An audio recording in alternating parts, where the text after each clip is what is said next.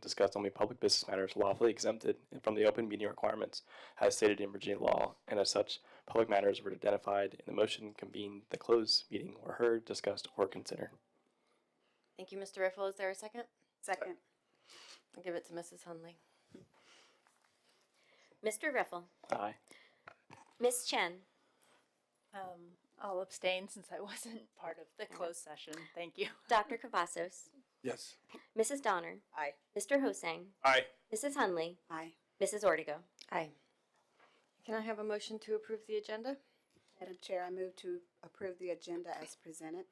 Thank you, Mrs. Hunley. Is there a second? Second. Thank you, Mr. Hosang. Mrs. Hunley. Aye.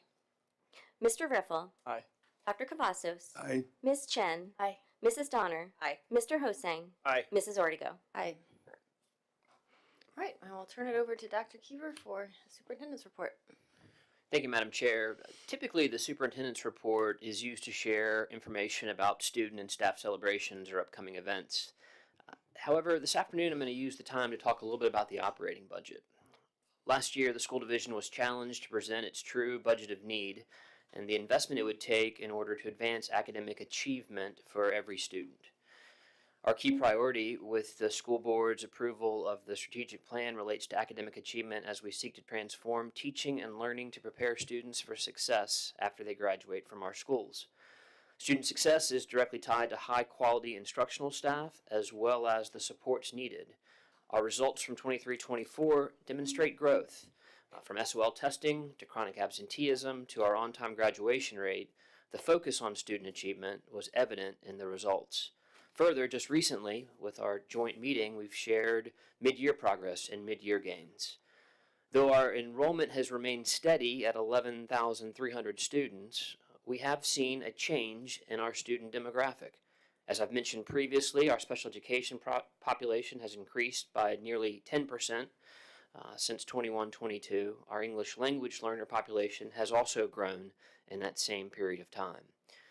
Additionally, 35% of our students qualify as economically disadvantaged, and as I've talked about and as we have heard from staff, 45% of behavioral referrals at the elementary level are for students in kindergarten and first grade.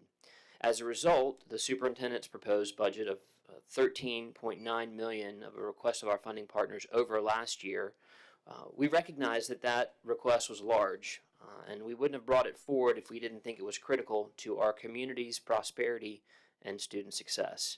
With further reflection and refinement, the board last week adopted an operating budget that was $11.5 million above the request from last year.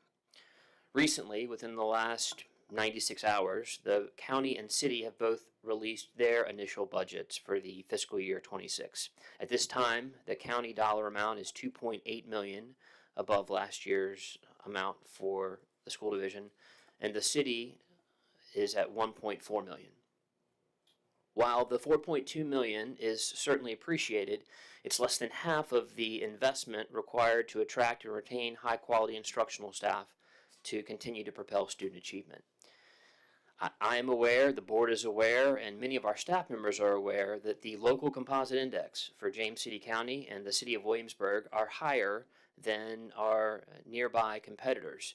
Thereby, the community is responsible for picking up more of the education tab because there are less state dollars coming forward. Further, I want to mention that the ongoing discussion between the city and the county related to the joint agreement and the funding scenarios have created an interesting scenario with our budget. The two localities used different funding models related to our operating budget and our capital improvement requests. As such, we're going to need to re-examine the CIP program as it appears that there is insufficient funding for several of the projects to move forward, specifically Cooley Field, some things occurring at Matthew Whaley Elementary School, as well as some items at Berkeley Middle. While additional state funding may come from the General Assembly on the operating side, we believe that will be insufficient to fill the gap. There's a stark contrast between our request and the initial level of funding from the localities if it remains as the proposed dollar amount. That's going to cause us to re-examine our budget priorities to allocate the limited resources available. That re-examination could mean an inability to move forward with addressing the year one compensation study recommendations. Or we may be unable to continue with the 70-30 split on healthcare renewal rates. Finally, the additional FTEs that are in our approved budget, critical positions that we've talked about for months, and the positions designed to support our students on a daily basis will likely need to be removed. In a recent joint meeting with the school board and funding partners, I offered this question at the outset of our presentation. What level of community financial investment responds to the changing needs of our students, supports the staff members, what level of community financial investment responds to the changing needs of our students, supports the staff members that diligently serve our community, and propels our continued growth as we seek to become the premier school division in the Commonwealth of Virginia. I remain committed to continuing engagement with our funding partners, state elected officials, and transparently sharing those updates with the board, staff, families, and the community as the budget process continues. Further, WJCC would welcome the opportunity to continue the dialogue with both localities related to determining the best path forward on a joint agreement that continues to keep the focus on serving the incredible students of this tremendous community. Madam Chair, that concludes my remarks for this evening. Thank you, Dr. Keever. There were some committee reports from board members, correct? Yes, Madam Chair. I was not at the last WHRO meeting because we had a special call meeting, but I do have some notes that I can talk about from the agenda that they passed back out. They had a presentation from the Virginia Workforce Council, or Hampton Roads Workforce Council, my apologies, talking about the different types of trades and things that are available to our students in the region, from healthcare, maritime association stuff, and developing new pathways and stuff. They typically work with most school divisions and their CTE kind of coordinators and things like that. So they're a pretty good partner here to have in our region. They do economic kind of forecasting, and they kind of help kind of talk about like what jobs are needed, and the most needed job right now is nurses. So moving into the next part was the Superintendent's Advisory Council report. They typically just talked about how they're doing a great job, and really nothing that's super out of the ordinary. They're kind of keeping on their tasks for monitoring the different aspects of the board. And then they have an overall director's report that just talks about the financial kind of times where we're all in the budget cycle. WHRO is doing its job, and it's kind of maintaining its the use of the funds that we provide in the other localities. So they're in a healthy position to kind of keep doing the job that they keep doing for across the Commonwealth and in our region alone. So this is a resource not only directed to Hampton Roads, but for everyone in the Commonwealth when it comes to SOL type remediation and the things they provide online. Through their e-media and such. They talked about some of the services that they've kind of done throughout the year. I won't kind of go into all that work, but there are plenty of services that are available as we get into the SOL testing period to kind of move towards services that they have, from digital learning teams to vans that can come up with books and stuff with signs and things like that. So I won't go through the whole report, but it was kind of sad to miss the meeting, but I'm sure we did some productive work during the time we were gone. So thank you, Madam Chair. Great, thank you for sharing that. Mr. Hosang? Yes, ma'am. I had a Board of Trustee New Horizons meeting last week. They had their annual time where the culinary students made dinner for the Board of Trustees and other dignitaries. I want to very personally thank an instructor, Carol Robbs, and her culinary 1 and 2 students for the dinner that they prepared. It was outstanding again. Just some of the things that they did. The main courses were beef stroganoff and honey glazed salmon. They had a carving station with pan-seared duck breast, grilled asparagus, mashed potatoes, and they had a homemade raspberry lemon sorbet. It was very good, and I highly recommend, if you ever get a chance to participate or go there and see if they can make a meal for you, please do. We also recognize several of the students, culinary students, who had participated and placed in state competitions for the past year. There were quite a few of the culinary 2 students who participated and placed, and so we congratulated them. And again, it was such an outstanding presentation that they served the food. After making it, they cleared the tables, and I mean, it was a very professional evening, so I appreciate that. In our meeting, we received a presentation from the Youth Workforce Center, and it'll just be easier for me to read their overview of their programs. It just says the Workforce Innovation and Opportunity Act empowers young people to achieve their educational and career goals. It outlines a vision for supporting youth and young adults through an integrated service delivery system. This vision includes high-quality services for in-school and out-of-school youth, beginning with career exploration and guidance, continued support for educational attainment, opportunities for skills training, and culminating with a good job along with the career path or enrollment in post-secondary education. And this was geared for students who basically need additional help to overcome barriers. And so some of the barriers that they may have would be low income, disability, or potential legal issues. This was a program that's been started, that's been doing some great work. We heard from 3 different students that have gone through the program and what it has meant to them. So it was very enlightening to hear from them when they mentioned this program and what it meant. We reviewed the recent audit findings for New Horizons. We had a budget discussion for the next upcoming school year. And the applications for Williamsburg, James City County were up for both the career and technical enrollment and the Governor's School for Science and Technology. For the CTE enrollment, it was up 28 students this year from 215 up to 243.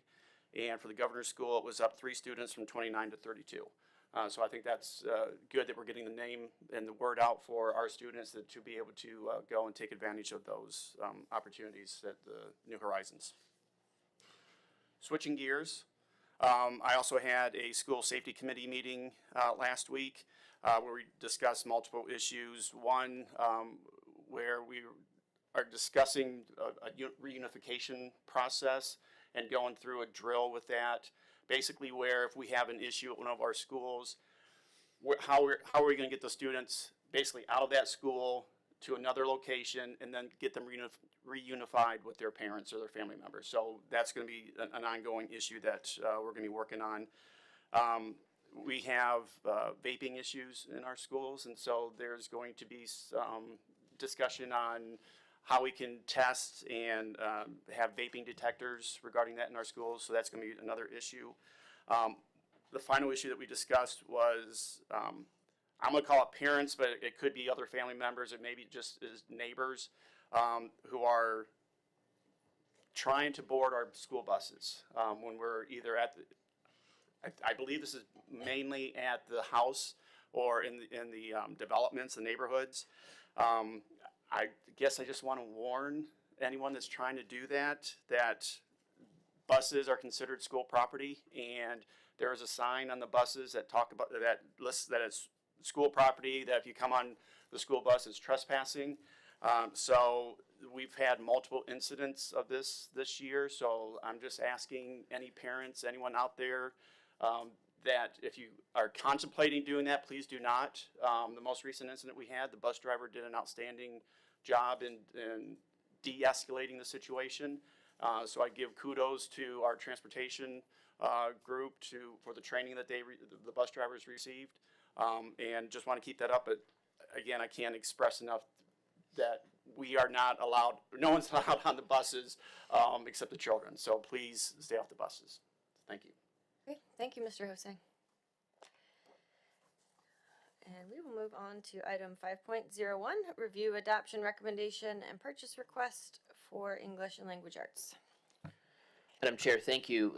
Over the course of this evening, you're going to hear several presentations where we try to explain and lay out the need that we have as a school division in particular areas. The first presentation out of the gate this evening is for textbook and textbook materials for English Language Arts 6 through 12, and Ms. Mompoint will take us through that. Thank you. Good evening, Madam Chair, members of the board, and Dr. Keever. Tonight, I will provide you with an overview of the English Language Arts, grades 6 through 12, textbook and textbook adoption materials process, and provide a recommendation from the Adoption Committee for the acquisition of instructional materials for 6 through 12 English. The adoption of instructional materials for English 6 through 12 aligns with key priority, academic achievement, college and career readiness, and educational equity in the strategic plan, Elevate 2028. Having instructional materials that support 21st century learning and Virginia's profile of a graduate ensures that students and teachers have the appropriate resources aligned with the WJCC curriculum. It is also included in our goal to have high-quality instructional materials to support equitable access to instruction and resources that promote the success of all students. In March 2024, the Virginia Board of Education approved the revised English Standards of Learning. These standards set clear and rigorous academic expectations for students. The standards outline explicit instruction, which involves directly explaining concepts, consistent feedback, and support to achieve mastery. Students benefit from explicit and systematic instruction in all areas of literacy, including fluency, vocabulary, comprehension, and writing. The Virginia Department of Education's new English standards were implemented at the start of the 2024-2025 school year. During the last textbook adoption cycle in 2018, the division opted not to adopt official textbooks. Instead, grade-level 9-week thematic curricula were developed and novels were purchased to support instruction based on those thematic units. While this approach provided flexibility, many of the middle school novel selections no longer meet the increased text complexity and rigor required by the standards. New secondary English textbooks will align with the 2024 VDOE English standards, which emphasize the science of reading and the use of rich, complex text. There is a specific requirement for complex text that will allow our students to increase their ability to become proficient readers, writers, and communicators. A high-quality instructional program will provide carefully curated texts that meet the complexity requirements of the state and the necessary resources to effectively support and engage students in meaningful learning experiences. To ensure our teachers and students are fully supported, it is essential that we adopt updated textbooks and instructional materials that align with the expectations of the revised standards. On December 3rd, 2024, secondary English textbooks were submitted for review by the Virginia Department of Education and approved by the Board of Education. The two publishers that we put forward for the committee to evaluate are both VDOE approved textbooks. Both publishers provided us with copies of their books and access to their digital platforms and electronic versions of their textbooks. Copies of the books were made available for the public to view at the school board office for 7 weeks and at an evening adoption fair held at Central Office in Room 116 on February 27th.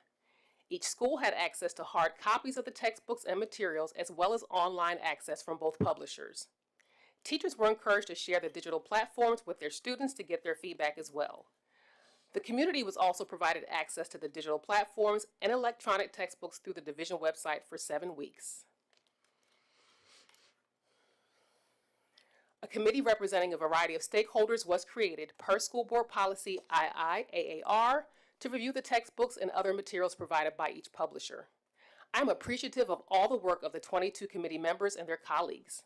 The committee was comprised of individuals representing the school board, division staff, secondary administrators, 6 through 12 classroom teachers, special education, gifted, and LEAP teachers, as well as parents. Interest in committee membership was collected through administrator and coordinator recommendations and the Engage With Us process. In addition, I would like to thank Ms. Kimberly Hunley for serving on the committee as our school board representative. The list of committee members or representatives continues on the next page.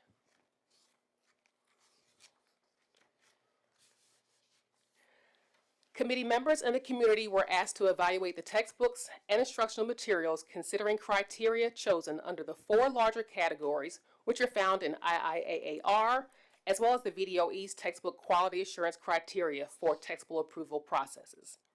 The 4 criteria categories are content, such as graphics, organization, representation, and alignment to standards; resources, to the teacher's manual and supplementary material support remediation or extension of learning; services, what is the format, access, and duration of professional learning provided by the vendor to support implementation of textbook and related resources; and cost, how does the cost of the textbook align with the allocated budget. Evaluation responses were collected using Microsoft Forms from January 13th to February 27, 2025. Respondents were not required to evaluate a criteria if they did not feel qualified to do so. This slide shows the overall participation data that was collected from various stakeholders. We had 41 participants who completed the surveys on the textbooks. To ensure stakeholders were given ample opportunities to review the textbook materials and provide feedback, each school's English department took time during their department meetings to review both publishers' hard copy materials as well as the digital versions. Teachers were also encouraged to share the digital links with their students so they could explore the text, activities, and the navigation of each platform.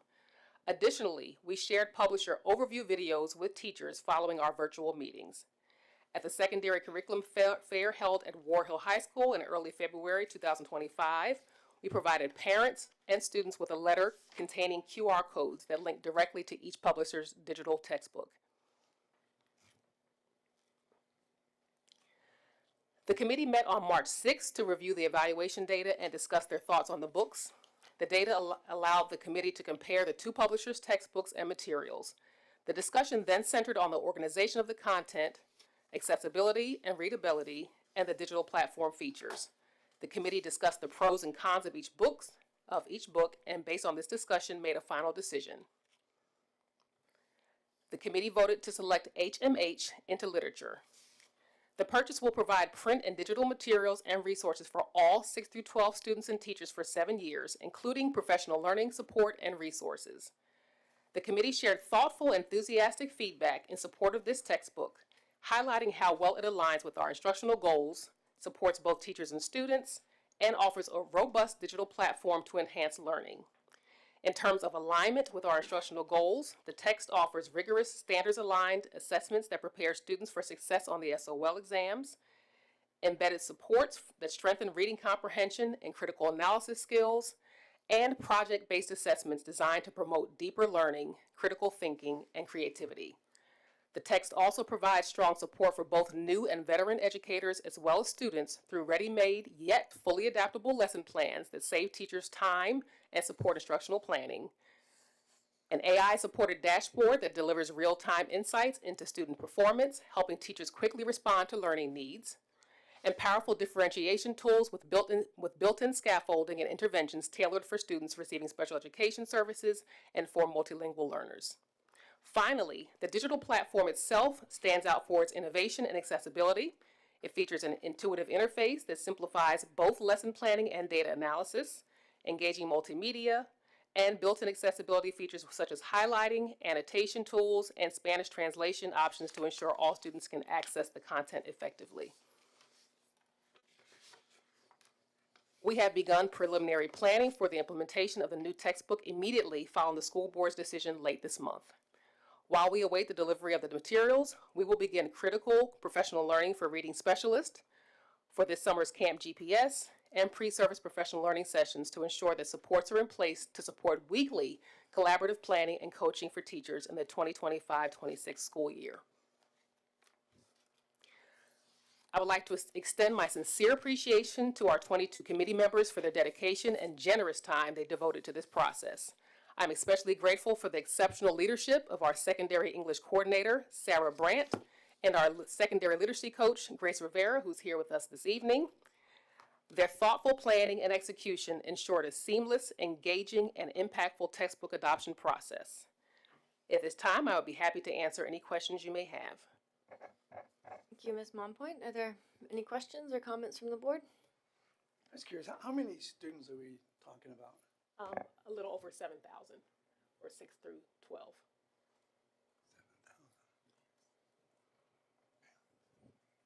7,000. Mr. Riffle? At this time, we don't have any textbooks for. We do not. So in 2018, that was the last textbook adoption process for ELA materials, and the division opted not to adopt textbooks. And we have online versions, of my understanding. Yes. Okay. Thank you. You're welcome. Mrs. Okay, Hanlon? I'm Yes, so Ms. Hanlon. glad he asked that question. First, I would like to say thank you to Ms. Brandt for getting me Ms. Klepitz to sit with me to go through a digital textbook. So I was comfortable with the ones that I could hold in my hand, but I wanted to see what the children would see. I don't know how she worked all those little things, but she could pull up stuff just quickly and navigate that. And for me, I felt, wow. And so I said, what about, are there any kids that struggle like me with technology that might hit something and they don't know how to get back? And she said, yes, they do have children that, so I was thinking about children that may have special needs, or some of our ELL children that may not have had that experience. Now, I'm not sure if in elementary school they're digital. I don't think so. So I really think we need a set of classroom textbooks for the mini-me's out there who might have difficulty navigating everything digitally. I also thought about what happens if we have technology go down, or I'm not trying to say we'd have another, whatever, we had a security breach thing and we couldn't use anything. What happens then? The only thing I would add is I would prefer if there's any way we can get classroom sets of books. I think it's imperative to children who may have difficulty accessing the digital. And then my only question is, I'm assuming the colleges and universities, the people that are coming out of colleges and universities, they are probably now, they've already been trained on digital books. Yes. So, right? So for the training part, I just want to make sure everybody, most colleges and universities only have digital books, right? I would say for the most part, yes. Okay. But I do want to respond to the first part. I agree with you. So the class sets are included in our quote. So we are having class sets purchased for each grade level. Thank so you. Class sets for each classroom, and then digital copies or versions for all students. I'm good with that. Thank you. You're welcome. Any other questions? Are these textbooks, do they contain excerpts of novels, or do they contain novels? So the novels, yes, the novels will be purchased with our package. So our textbook package comes with additional novels, so we don't have to make any additional purchases outside of HMH into literature. Okay. It comes with the package. So the textbook is teaching what in addition to, is it goes along with novels, but it's yes. So the textbooks will have not a workbook, but the textbooks will have the instructional materials that support the standards as well as novels. So the novels will address the text complexity that comes with the standards. I see. Okay. Yeah. Thank you. You're welcome. All right. Sounds like we're good. Bring them back. Item 5.02, review the local plan and budget for career and technical education for 2025-26. Ms. Walter will join us this evening to take us through what's better known as the Perkins Grant. Jessica? Thank you. Good evening, Madam Chair, Dr. Keever, and members of the board. The Carl D. Perkins Career and Technical Education Act focuses on improving the academic and technical achievement of CTE students and strengthening the connections between secondary and post-secondary education. Perkins affords states and local communities the opportunity to implement a vision for CTE that uniquely supports the range of educational needs of students from exploration through career preparation and balances those student needs with the current and emerging needs of the economy. Each year, we are required to develop and implement a local plan for CTE in order to be eligible for funding. This plan has been reviewed and approved by members of our Career Ready Advisory Committee, and I will be presenting the plan to you this evening, which is broken up into sections referred to as schedules. There are a total of 18 schedules in addition to the annual performance assessments in the Perkins local plan. In alignment with our strategic plan, Elevate to 28, the Perkins 5 plan supports the key priority of academic achievement, college and career readiness, and educational equity and access for all students.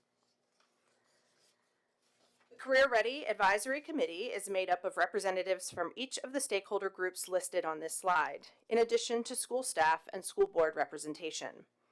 The Advisory Committee, which meets throughout the year, has been involved in the development, implementation, and evaluation of WJCC's CTE programs. We would like to thank all the members of this committee for their dedication to CTE and for reviewing, providing input, and approving this year's local plan at the meeting held on March 19th, 2025. Their participation in this committee provides invaluable insight and a wealth of knowledge and resources for which we are truly grateful. A list of the specific members of the Career Ready Advisory Committee is listed on Schedules 1 and 2 of the local plan. of the Perkins 5 plan includes an examination of WJCC performance on identified standards in comparison with Virginia agreed upon performance levels. This information, based on the 2023-24 school year, is broken down on this slide for you and can be found on page 7 in the local plan provided. When reviewing the slide above, a CTE completer is a student who has met the requirements for a career and technical concentration or specialization in all requirements for high school graduation or an approved alternative education program. Special populations is defined by 9 different categories a student may fall in, including students with disabilities, economically disadvantaged students, English language learners, and students with parents who are active duty military.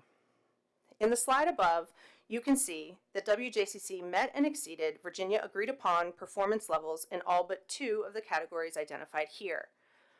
For the 2023-24 school year, we did not meet the performance level for special populations in academic proficiency in science and for all completers in non-traditional program concentration.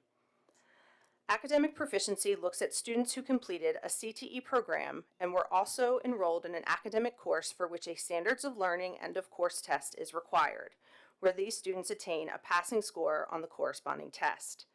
In the area of science, we fell just below the 86% performance level in special populations. Our work across the division in providing intervention and support to all students will support the improvement of this area in the future. Non-traditional program concentration is the number of CTE completers from underrepresented gender groups who during the 2023-24 school year completed a program that leads to employment in non-traditional fields.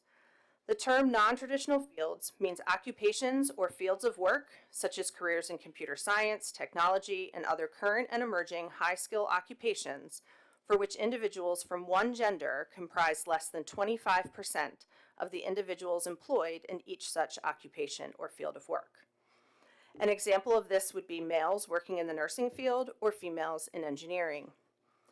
Similarly to our colleagues around the state, non-traditional program concentration continues to be an area of challenge in WJCC and a focus of improvement for us as a team. As a division, we continue to work to address this area, including introducing new courses which are identified as non-traditional even at the middle school level. This can support students in deepening their understanding and interest in these areas and provide a pathway to continue their studies in high school. It's also important to understand when reviewing this data that the non-traditional completers who complete their courses at New Horizons are not included in this number, and this is only reflective of courses in our zoned high schools. Also seen on the screen is the percentage of students participating in work-based learning. It is important to note here that the state is still working to refine this data, and we do believe there will be an adjustment in the future. However, we expect to perform well in this area as we have in previous years.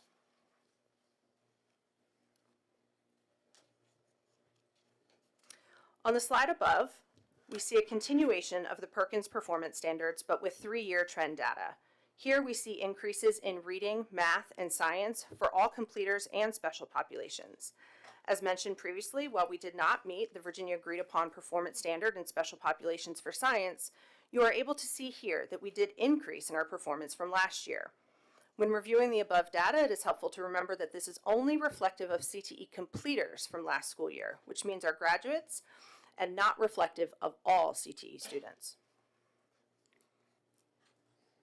Annually, we strive to grow in the number of industry credentials our students earn.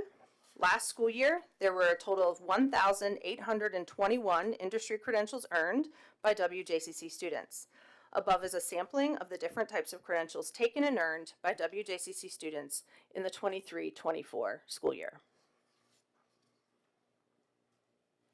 On this slide, you can see a breakdown of industry credentials earned by WJCC students in the 23-24 school year, including the overall number of individual students who earned one or more credential. For comparison, I have provided the previous 2 years of data as well. Part of the Perkins local plan requires divisions to annually submit a career pathways plan of study, aligning specific academic and technical coursework at the secondary and post-secondary level with an identified career cluster and career pathway that meets the needs of industries in the state, region, or local area. This is reflected in Schedule 3 found on page 13 of the local plan. For 2025-26, WJCC is submitting a plan of study representing the Business Management and Administration Cluster and the General Management Career Pathway. There are 8 CTE program areas identified within Perkins. Here you can see all 8 areas and where CTE programs are available to WJCC students within each area.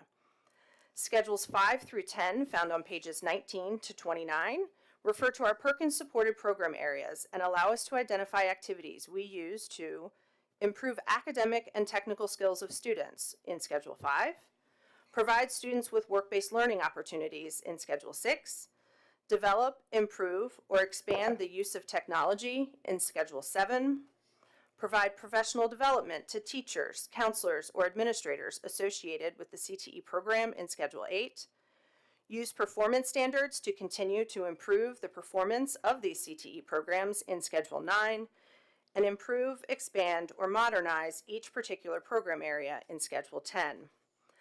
Schedules 11 through 14, found on pages 31 to 34, include narratives providing further explanation and details about our CTE program, the use of data to drive our programming decisions, and the information we have already reviewed in this presentation. This is a review of the entitlement of funds over the past several years. You can see that this year's Perkins application is based on the amount of funding we received for this past school year. Once the state determines WJCC's actual allocation, we will submit a grant amendment that aligns with the new funding amount. The state receives their allocation of federal funds and then applies a funding formula that determines what each locality will receive. This formula is based on the number of students who reside in the school division and also takes into account the number of students aged 5 through 17 who are from families below the poverty level for the preceding fiscal year. Schedules 16 through 18, found on pages 37 to 42, are the areas in which we develop the budget for WJCC's Perkins allocation. The percentages indicated above are the breakdown of usage of the entitlement of funds shared on the previous slide. As noted in the slide, we have budgeted 60.6% to go to capital outlay and equipment. These funds are used to refresh labs, provide hardware such as iPads, 3D printers, and specialized laptop carts for all CTE programs. 32.7% is budgeted to purchase services or services acquired from an outside source. These include professional development, updated software programming, student activities for our special population students, and New Horizons Regional Technical Center. 3.9% has been budgeted for indirect cost and other charges, such as conference registration fees, travel and lodging, and professional organization memberships. And 2.8% is budgeted for personal services, which is used for administrative support for CTE credentialing and completer surveys. As a note, the grant does refer to this line as personal services, not personnel, which can cause confusion at times. The largest percentage here is within the capital outlay equipment. As we continue to grow our CTE programming and the needs to remain current in our equipment and programming for students and teachers grow, directing funds to this line serves in the best interest of our students. This concludes our formal presentation of the Carl D. Perkins Local Plan. I'm happy to answer any questions you may have. Thank you, Ms. Walter. Any questions from the board? Mrs. Hunley? Yes. Thank you for your report, and I always learn something new each time you come forward. And since COVID, I know that I think we still have Career Day to introduce students to those jobs you were talking about that we fell short in, like the gender, like non-traditional fields? Non-traditional, Yes, so having male nurses come in. So at Career Day, I'm assuming, do they still have those? Yes. Or they bring people in? Okay, Yes. that's good. Guest speakers, I know because since COVID, some people were allowed in the building. Are we still allowed to have guest speakers come speak to kids? Yes, ma'am. Okay. And then one thing I've seen sometimes in our school board, we get reports from around different divisions. Sometimes they have competitions with robotics and stuff, and kids get out and they get to go to NASA or they go to Hampton.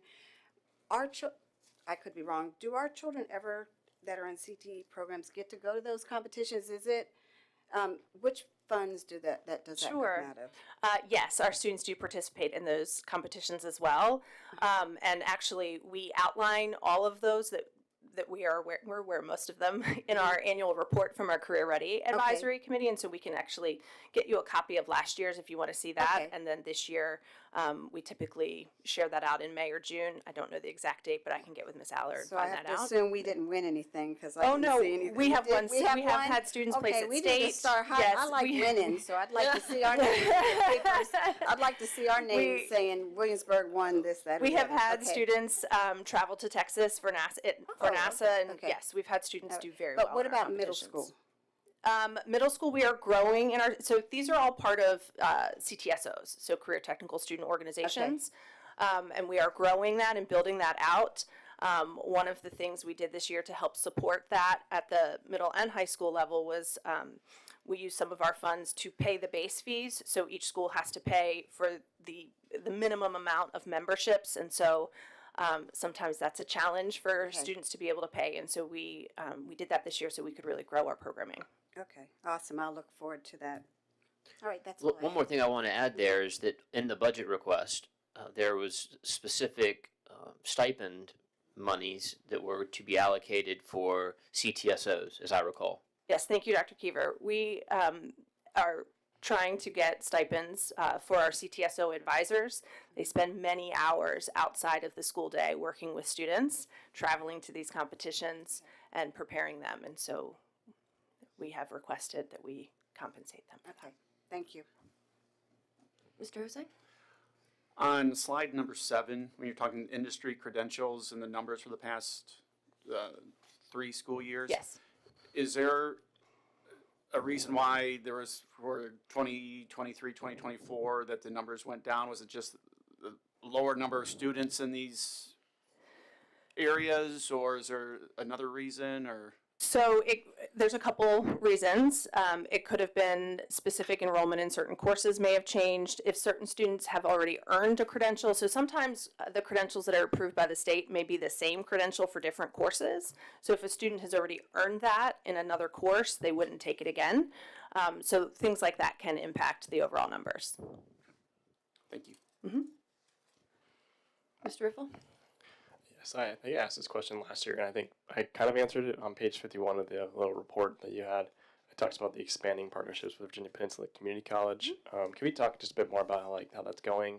And what I know it says evolving towards different softwares and 3D printing and robotics. But what particularly are our students getting certifications in and things that kind of lead towards the numbers? 'Cause I think my next question would be how do we move towards our next our formula that talks about standardization and the 3 E's. That's kind of any thoughts on both of those type of things? So I just want to make sure I understand your question.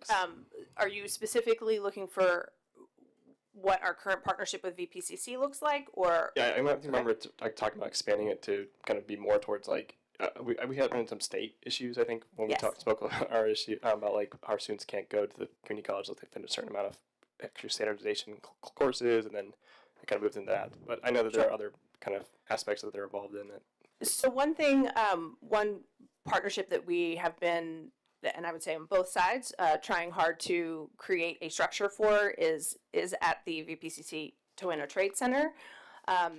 Those particular programs are what they call fast forward programs, and in order to offer a CTE course in a Virginia Public High School, you have to get that course, you have to be an approved provider of that course. And so you have to go through a separate application process to the DOE. At this time, the DOE is not yet prepared to approve fast forward courses as a dual credit option. I know many divisions are working with them. It's something that they are looking into. So that is a barrier that we have had. But we certainly take advantage of their geography and how close they are, and we take students there multiple times a year to expose them to what opportunities are available for them when they graduate as well, and how they can get connected to enroll in those programs. Sure. Well, I just want to say thank you for the work in that. I've spoken to Todd and a couple of people from the community college. Miss Helly and I actually visited between this last presentation and this one, and they spoke about how we're working through those kind of issues. And I talked to the DOE about this in my day job, and I think it's kind of disappointing that they are taking their time on these type of things. It's leaving students behind, really, is like what we're talking about. Like, there are students who want to do these type of programs, and we don't have it available to them because it's not approved, right? So it's really red tape, and it's like these students are losing out their opportunities as they age out of these programs and kind of graduate. So I do want to circle back to my second question about how the 3 E's and stuff, how's that like projected? I know it may not be the funnest category to talk about right now. There's a lot of uncertainty, but like our numbers look pretty good. Could you speak to kind of how our what's it called, accreditation would look in this category? So I don't have specific numbers to attach to 3E at this time, but in the employment category, that is specifically speaks to CTE completers, and it also speaks to the point breakdown for 3E employment is different based on what type of completer a student is. So the field must be a high demand field that they're a completer in. They also must pass a credential on a state approved industry credential list, which the state has not released yet for this year. So we are working hard with the information that we do have to identify what those credentials could be and help support our teachers and students with that information. As a reminder, our accreditation is going to be determined on this year's data for next year. Right. And I think what she just said is pretty important with respect to the fact that we're not fully sure or could not fully point to how we are going to be assessed. And that makes it difficult as a local school division to continue to maneuver and make. I think we're making strong decisions, and I think we are doing our level best to advise students appropriately. But the level of ambiguity around that right now, I think, is a challenge for everyone. For navigating what you can in the space that there is, it is kind of back to the other point about this is like you can't ask for these things and then not provide pathways to help us do them. Like this has been the buzzword for 4 years is workforce, and how do we done more for our students in the category of approving programs? It would kind of probably make it easier for them to create standards. So I'm definitely pushing towards what I believe in these programs, and I think it's important that we give our students opportunities in these categories. So thank you. Thank you. Anything from this side of the room? No. Just briefly, you mentioned that these are federal funds that flow through the state. Has there been any conversation about source of the federal funds in the future? I did reach out to our partners at the DOE to ask if they had any awareness about impact on Perkins funding, and I'll just share with you that they shared that the DOE is continuing to monitor these concerns, particularly for any potential impact on implementation of Perkins 5 and other critical services and supports used by CTE. So at this point, that's all. No answer. Correct. Okay, great. Thank you. Got it. Thank you very much. Thank you. All right, item 5.03, review adoption recommendation for the purchase request of grade K through 5 math textbooks. This evening, Ms. Ford will join us to talk us through the process and to lay out the comprehensive nature of this text selection. Robin, welcome. Good evening, Madam Chair, members of the board, and Dr. Keever. This afternoon, I am very pleased to share information about our community's review of K-5 math textbooks and instructional materials and the review committee's recommendation. Before describing the process and sharing the committee's recommendation, I would like to express my sincere gratitude for the contributions of the more than 300 individuals who chose to participate in the selection process over the 4-month period. Their involvement in this comprehensive review exemplifies our staff and community's commitment to providing a high-quality education for every child. The last elementary math textbook selection process was held in 2017 when the math standards were revised. The poor alignment of the available textbooks to Virginia's SOLs resulted in the committee's recommendation to provide teachers with math manipulative kits customized to the concepts and skills in each grade level's standards of learning. As we did last year during the selection of the literacy curriculum, this review process has been grounded in the critical role of high-quality instructional materials in our instruction. They are essential to our work if we are to transform teaching and learning to prepare our students for success and achieve the key priority of WJCC's Elevate 28 strategic plan, which is academic achievement, college and career readiness, and educational equity. Materials must be aligned to our state's current standards of learning and provide our teachers with the guidance they need to implement evidence-based instruction and facilitate purposeful student engagement. In August 2023, the Virginia Board of Education approved the revised mathematics standards of learning. The intention of the revised standards is to raise academic achievement for all students in Virginia and prepare them for college and career. These standards set clear and rigorous academic expectations for students.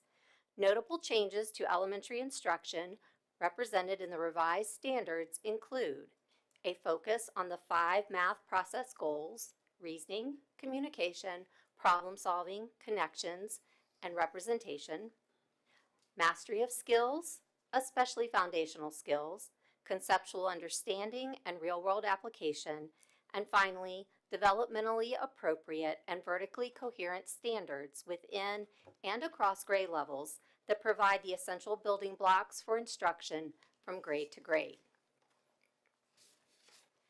Our students and teachers need access to a curriculum that is aligned to our state's current standards of learning, builds on a systematic sequence of foundational skills, and guides teachers to implement evidence-based practices and facilitate purposeful student engagement.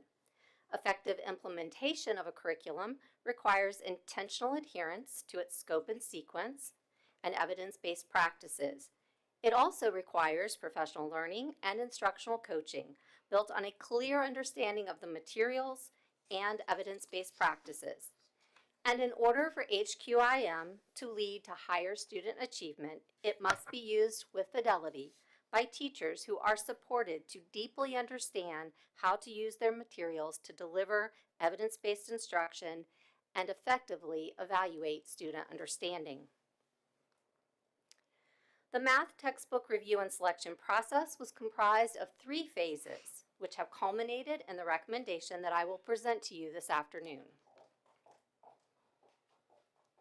In late October, the Virginia Board of Education approved 1 elementary math textbook. We believed that it was in the best interest of our students to consider additional textbook options. In collaboration with the James City County Deputy Director of Purchasing, we issued a request for proposals in early November. In December, the RFP committee, comprised of the math specialist from each of our 9 elementary schools and division and school-based staff representing special education, English learners, and gifted students, and curriculum and instruction staff, reviewed the proposals with an emphasis on evaluating the alignment of the textbooks and the instructional materials to the 2023 SOLs. The RFP committee identified 3 textbooks to move forward to Phase 2. Phase 2 began in January upon our return from winter break.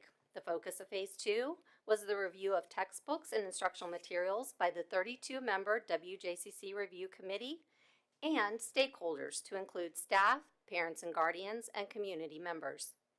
From January 10th to February 10th, the community had access to the 3 textbooks, including teacher and student materials, in both print editions during business hours here at the Annex, as well as digitally through the WJCC website. From both access points, community members could also receive information from a brief narrated presentation that provided an orientation to the review process and access the feedback survey. A textbook fair was held on February 6th. 6 individuals attended the fair and had the opportunity to discuss the products and ask questions of the elementary math coordinator. In total, during the stakeholder review, 4 surveys were completed by individuals who identified themselves as parents, and 8 surveys by individuals identified as staff. The stakeholder feedback was shared with the review committee for consideration during the final Phase 2 discussion. Concurrently, in Phase 2, the review committee completed a thorough review of the 3 textbooks. The review period began with an orientation meeting to ensure all committee members were knowledgeable about the review process and the timeline. Each vendor provided an overview presentation for the committee that informed the members of the design and functionality of each product for teachers and students. Committee members individually reviewed the materials, and product-specific discussions were held by grade-level bands within the committees, during which members identified the strengths, concerns, and questions for each textbook. The Deputy Director of Purchasing forwarded the committee members' questions to the vendors and provided feedback to the entire committee.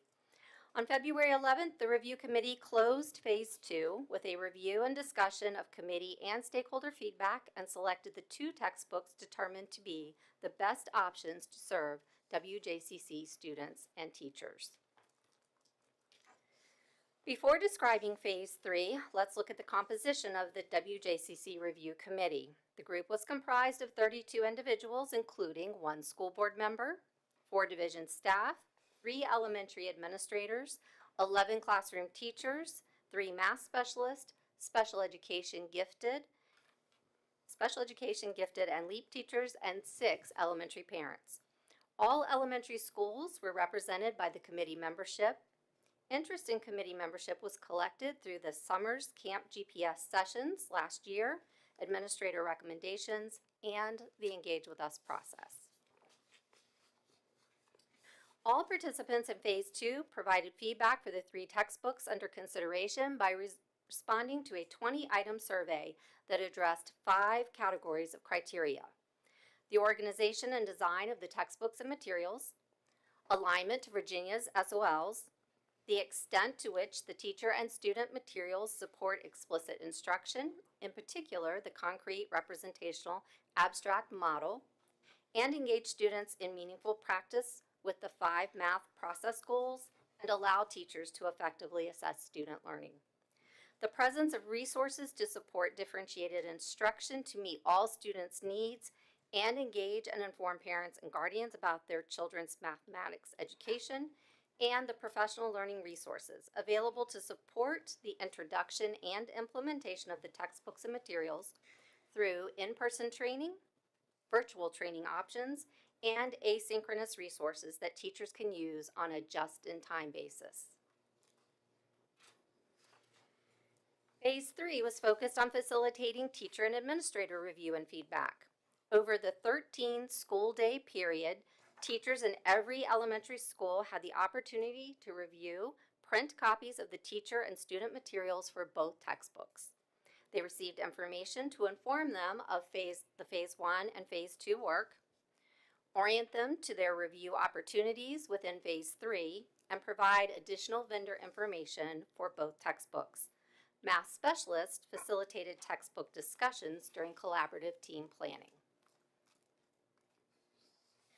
Teachers and administrators were asked to respond to 4 questions in the Phase 3 survey. Which textbook and materials are best aligned to the 2023 standards of learning? Which textbooks and materials incorporate the concrete representational abstract model best? Which textbook and instructional materials best support you to effectively plan instruction, assess student learning, and facilitate meaningful practice? And which textbooks and materials best meet the needs of your students? In total, 286 teachers and administrators, or approximately 75% of the elementary staff, including special education and LEAP teachers, provided feedback in Phase 3. In this graph, KITM responses are identified by the blue bars, and iReady responses are represented by the orange bars.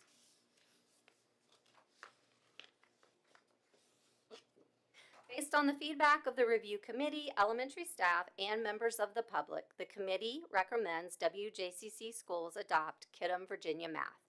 KITM was determined to be the most aligned textbook to Virginia's 2023 Mathematics Standards of Learning. Overwhelmingly, reviewers have voiced that the alignment of the materials to our state standards is essential to ensuring teachers are supported to deliver effective, research-based instruction that yields the academic achievement we expect for all students. In concluding Phase 3, we ask committee members to identify specific topics that should be addressed during planning for professional learning and the implementation of a new math textbook and instructional materials. We have begun preliminary planning for the implementation of a new textbook immediately following the school board's decision later this month. While we await the delivery of materials, we will begin professional learning for math specialists and administrators and plan for this summer's Camp GPS and pre-service professional learning sessions. We are also currently considering the addition of 2 elementary CLP days to the 25-26 school calendar to ensure our teachers have the time they need for professional learning. I would like to thank Ms. Amy Chen for representing the WJCC School Board on the review committee. I would also like to thank Ms. Linda Hodges, James City County Deputy Director of Purchasing, for her support. And I would like to recognize the exemplary work of Dr. Terry Rotinger, our elementary math coordinator, who led the design and implementation of a comprehensive review process that sought and honored the voice of every participant. In closing, I want to reiterate my gratitude to every member of our community who participated in the K-5 math textbook and instructional material review and selection process. It was clearly evident throughout the entire process that our administrators, teachers, and parents are deeply committed to their responsibilities to serve the children of our community. We are confident that, fueled by that same commitment, we will successfully implement a new math textbook and materials in every elementary school next school year. At this time, I'm happy to answer any questions you may have as you prepare to vote on this recommendation at the April 15th meeting. Thank you very much. Board members, any questions? I see Mrs. Hunley. I don't want to be anybody want to go before me? I'm going to ask one question on slide number 10. You do the phase 3 responses. There's such a dramatic disparity between the 2 books. I mean, it's like there's not even a competition. Yes, sir. Was it really that clear? Yes, sir. Mrs. And Hunley? I'm sorry, can I back off of that one just a little bit? If I remember correctly, if I heard you correctly, there was one textbook that was recommended by the state beforehand. Was that one of these 2? Yes, sir. And was it Kidham? Yes, sir. Okay. So the committee agreed with what the state had recommended. At that time, at the end of October, when the Board of Education met, they approved Kidham as the one. That was actually the second cycle that VDOE had led to review and approve math textbooks. During the first cycle, no elementary textbooks were approved. During the second cycle, Kidham was the sole approved textbook. They have since held a third review cycle and have approved additional textbooks. Thank you. Mrs. Hunley. So I know it's been a while since I've done elementary textbooks, and I remember with math they would come with manipulatives.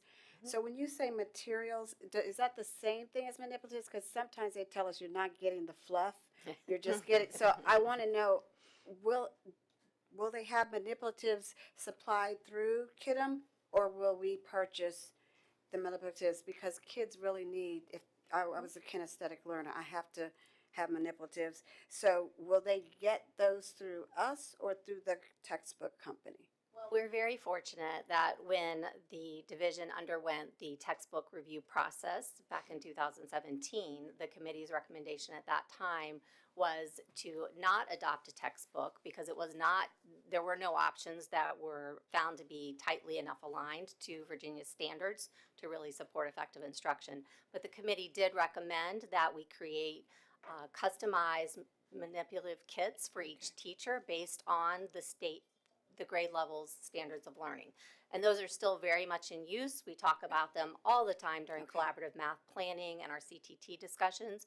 So we have those. And then once we have the board's approval for a textbook to move forward after the 15th, one of the very first actions that Dr. Rotinger and I were just discussing earlier this afternoon is taking the list of manipulatives that are identified in the Kidham program and holding that up against our list to see, are there any holes? Okay. As you well know, oftentimes one set of manipulatives can be very easily replaced by a different set, you know, bears instead of blocks, et cetera. So we will go grade level by grade level and make sure that if there are any essential missing tools, we will acquire those for our teachers, but we don't want to just wholesale purchase Right. kits when our schools do have Okay. many manipulatives already on hand. All right. Thank you very much. Any other questions? I do. Oh, But okay. I'll let, No, because Ms. I Jen. was on the committee, so I think everybody else should go first, and then I'll. Is this on her? Just my question is, given that we did a new reading curriculum this year and now a math curriculum this upcoming year, what is the feedback from the teachers around being able to absorb kind of so much new material stacked on top of each other and making sure that the fidelity for the reading material is that we have that in addition to then adding on the math? Yes, and that's an excellent question because it has been a very heavy lift for our elementary teachers and our specialists and administrators this year. So we have tried to be very, very intentional in creating professional learning plans and experiences that don't overwhelm teachers with too much information or the introduction to too many new tools at one time. So really chunking and spacing that across the year so that they have time to learn something new and really practice it in their classrooms and then come back and reflect on it with their peers and with their reading specialists. So we do have a year 2 plan for a benchmark because it is extremely comprehensive and there's so many things that we have yet to really dig into that will benefit our students. But at the same time, we have to recognize that our teachers have really been asking for a curriculum that is very well aligned to our standards. Though yes, it will provide an additional learning curve for our teachers next year. That is why we are already considering those 2 additional elementary CLP days so that we can space that learning apart for them. Our elementary math coaches this year have been participating in a professional learning module called cognitive coaching to prepare them to be in there side by side with the teachers next year as they are implementing a new math curriculum. But I don't think that we can overlook the need for those high quality instructional materials any longer. Thank you. Ms. Jen? Just wanted to second everything that Dr. Ford said. Thank you to you, Dr. Ford, and to Dr. Rodinger and to Linda Hodges from JCC Procurement. I felt very privileged and honored to be able to serve on the committee and to be part of the process, to be able to spend time with the 32 committee members and teachers. So I just wanted to say that was a very good experience, and everybody was it worked out almost perfectly, I would say, in terms of just being on the same page and in agreement about the importance of alignment of the textbook.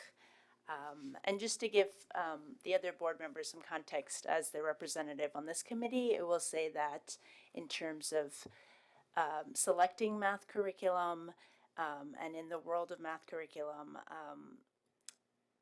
this at the state level, they can choose to have companies customize, but we are not in a state in which there's necessarily that funding given to textbook developers to develop customized.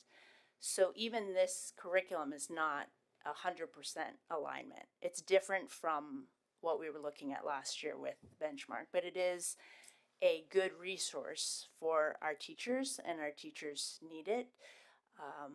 So it was a little bit of a different analysis. Just to give, it's not quite the same as what we were looking at with Benchmark. So yeah, just wanted to say thank you, and I don't know if that helps answer what I just said about the alignment thing. I don't know if that helps clarify your question about why there was such a disparity in the voting.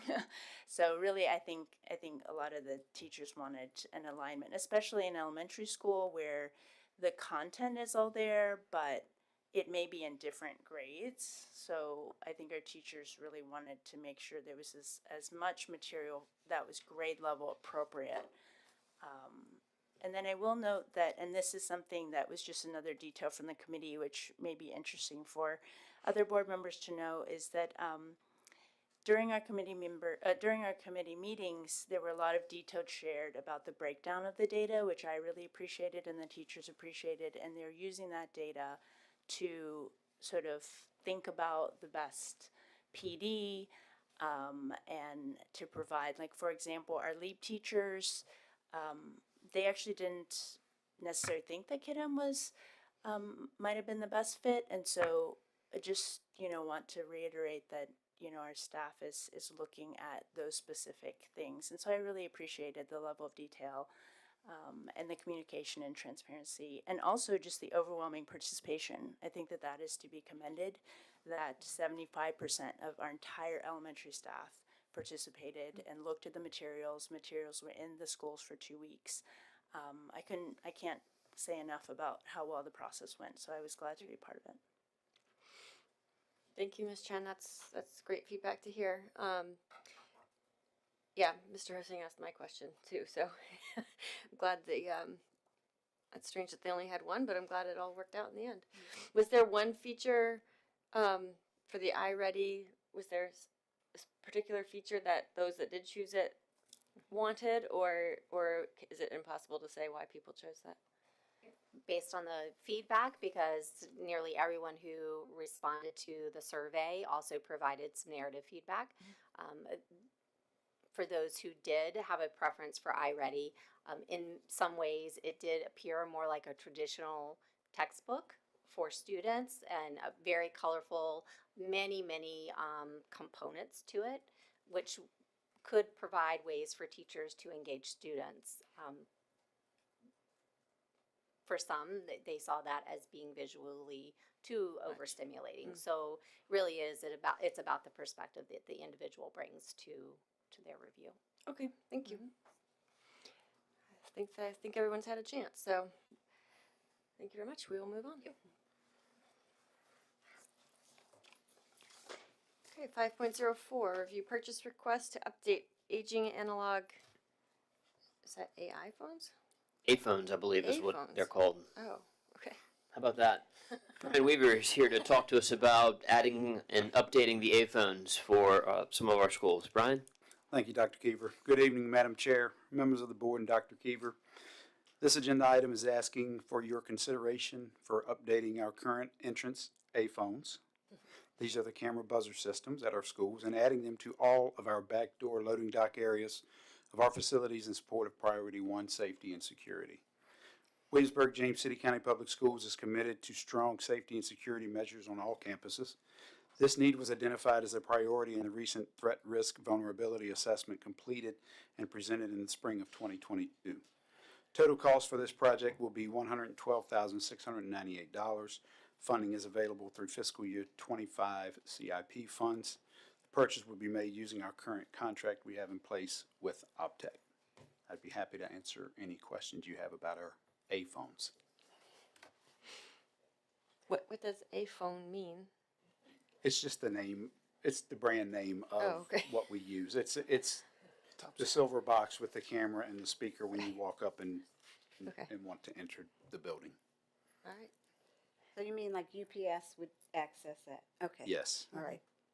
It will give us an added layer on our back doors where we can see who's coming up to the door. Any other questions? Okay. Thank you. 5.05, review purchase request for controller upgrades at Stonehouse Elementary School. Yes, ma'am. Actually, the next four are coming forward from operations, and Mr. Snipes will walk us through those. We are trying to get as ready as possible for some summer projects to keep our buildings tip-top shape. Marcellus? Yes, as I always say, this is operations annual pilgrimage to the board for our, like Dr. Keever says, for our CIP projects and some other projects that were being requested. Good evening, Madam Chair, school board members, and Dr. Keever. Tonight's proposed agenda items being brought for your consideration supports Elevation 28 key priority of organization, efficiency, and effectiveness. and it is the review for the purchase request of control upgrades at Stonehouse Elementary School. Stonehouse Elementary HVAC was installed in 2000 and is scheduled for replacement in 2028. However, as the system is beyond its useful life, replacing the controllers and updating wiring prior to the anticipated replacement is recommended, as a failure will impact our ability to monitor, manage, and regulate heating, ventilation, and air conditioning. The project will complete an upgrade to the entire school. The upgraded controllers will be compatible with future mechanical upgrades in 2028. The total purchase cost is $123,200, and a budget transfer from transportation salaries and benefits to the operations contracted services line in the amount of $123,200 is requested. The acting superintendent recommends that the board review the project information and be prepared to vote at the April 15th, 2025 meeting. Any questions?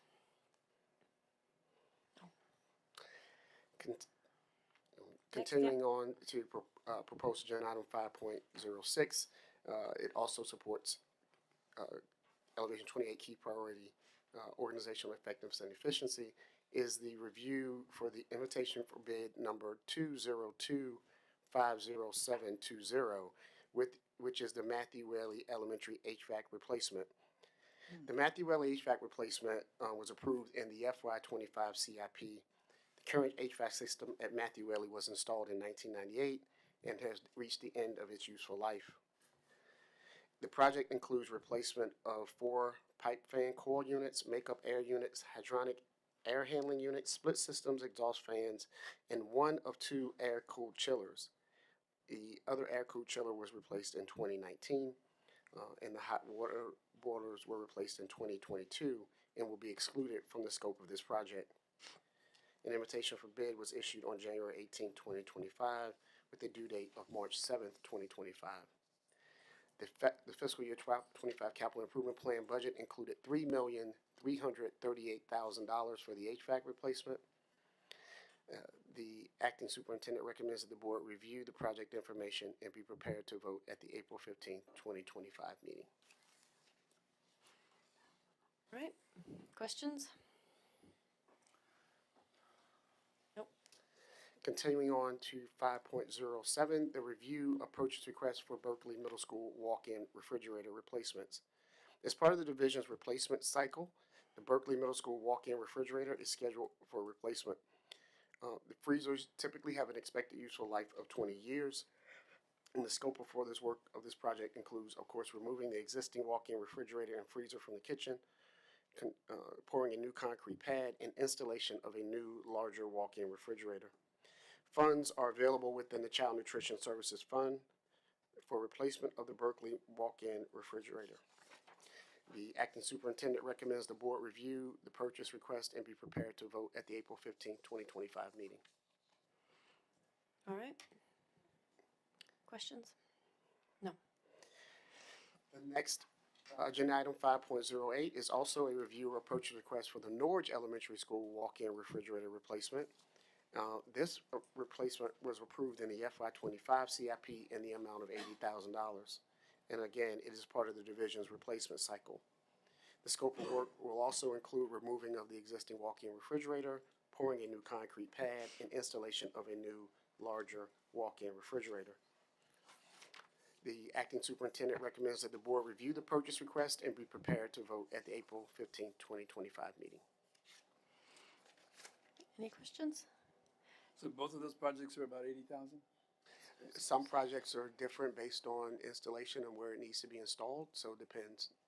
Typically our projects run between $80,000 and $135,000 for that, but you don't know until you get those bids back, until the manufacturer tells us. So the Norge one has a number, and the Norwich Berkeley one has a doesn't. number because that was included in the FY25 CIP, Okay. and we had budgeted for that. Because Mrs. Haley has fund balance remaining in some of her accounts, we are going to expedite the additional walk-in refrigerator at Berkeley, and that's why we don't have a cost for that yet. Okay. I have a question, Matt. Okay. Does it replace the current, does it just kind of like they removed the old one and put it in the same spot? They removed the old one and put a new one in, yes. Okay. I think we're good. Thank you, Mr. Snipes. 5.09, review budget transfer request. If you've ever been too hot or too cold in a building, you're using the utilities, and we need to transfer some funds. Renee? Thank you, Dr. Heber. Good evening, Madam Chair, members of the board. This agenda item for your consideration is a budget transfer of $500,000 from transportation, salaries, and benefits to operations and maintenance for utility costs. Utility costs for this school year through February 2025 are in line with what was spent last school year. Current estimates for the remaining months indicate that an additional $500,000 will be needed to finish out the school year. Funds are available within transportation due to unfilled positions over the course of the year. I'd be happy to answer any questions you may have. Mr. Riffle? I have a question about solar, if it's an opportunity for Mr. Snipes to come back. Our electrical uses are going up, and how are we going with our process on that? The process on solar is going well. We currently have a bid out for solar. We expect that to be back within the next 30 to 45 days, and we expect to be bringing that forward sometime in the summer for information and award. Super. Thank you. This is, may I speak further, Madam Chair? Sure. All right, this is just kind of a point of the Clean Economy Act of local governments kind of taking their steps to kind of do this type of work, to kind of deal with the higher cost of running these type of facilities throughout the year during peak times. I mean, clearly we're using a lot of energy during the times in which it's more expensive. So I just want to speak to that. So thank you, Mr. Snipes, for the work on those, and then your team on that. I know I ask a lot about it, but I think something that I appreciate it behooves me in my work to continue to kind of pressure us here locally. So we appreciate your support. We've been trying to get this done for years with solar, so we anticipate it's going to be educational as well as energy efficient for us. Super. Thanks again. Great. Yeah, I think that's it. All right, we will move on to our information discussion items. Item 6.01, Student Voices Tour Feedback. Thank you, Madam Chair. As we continue to gather feedback to inform our Elevate 28 action plans, we felt that it was incredibly important to engage our students in dialogue around some of our strategic priorities. Every student we serve brings unique strengths and challenges to their education. We believe that student voice provides insight into their experiences, encompassing interactions, environments, and relationships beyond simply the academics. It reflects emotional well-being, engagement, and belonging. In today's evolving landscape, listening to students is essential for meaningful improvement. Their feedback offers an unfiltered view of teaching quality and learning dynamics, and will also guide our efforts to enhance their educational experiences. This particular Student Voices tour was a team effort, and joining me tonight are fellow leaders who help facilitate these important conversations with our students. Lana Trott, Brian Weaver, Dr. Adam Brown, Jessica Walter, Kristen Barr, and Ms. Courtney Mompoint. Ms. Trott's going to provide an overview of the tour, and then each of the facilitators will share some of the emerging themes from their respective discussion topics. Look forward to answering your questions at the end of the presentation. Good evening, Madam Chair, board members. In total, our team spent 8 hours actively listening to 125 students share their lived experiences and feedback on what's working and what needs improvement. On March 17th, we spent 60 minutes at each of our 3 high schools, and on March 26th, we spent 60 minutes at each of our 4 middle schools. In preparation for the visit, each principal was asked to identify 20 diverse students who represent each grade level and the neighborhoods they serve. In addition, they selected students with a range of achievement levels, including those who receive tiered supports for academics, attendance, and behavior, and students who are involved in a variety of co-curricular and extracurricular programs, including performing arts, athletics, and career and technical programs. You've got the clicker. Oh. There you go. There we go. There you go. You want to take a look at that?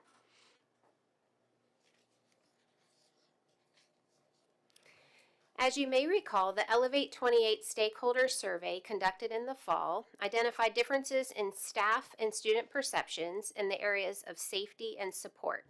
Specifically on the survey item, students are aware of safety and security procedures. 95% of staff agreed or strongly agreed, whereas only 76% of students agreed or strongly agreed. On the item, I feel safe at school, 91% of staff agreed or strongly agreed, and only 77% of students agreed or strongly agreed. Related to a culture of respect, on the item, adults at my school respect students, 96% of staff agreed or strongly agreed, and only 81% of students reported the same. And similarly, on the item, students at my school respect other students, 82% of staff agreed or strongly agreed, and only 53% of students reported the same level of confidence. Two additional items indicated student perceptions of feeling cared for and supported by staff were also slightly lower than staff perceptions. As a result of this data, our first two topics for this Student Voices Tour sought to dive deeper into understanding what makes our students feel safe, respected, and supported. Additionally, as our division works to strengthen artificial intelligence literacy for students and staff, we wanted to get a better idea of their current use, beliefs, and ideas for ethical and sustainable integration with learning. And finally, in alignment with our key priority of academic achievement, college and career readiness, and educational equity, we asked students to detail their learning preferences and needs.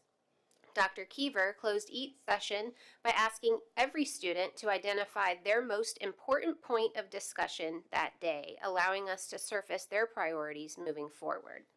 Overall, our students were transparent, vulnerable, and optimistic in sharing their experiences and ideas for improvement. But don't take our word for it. Here's what they had to say about our time together.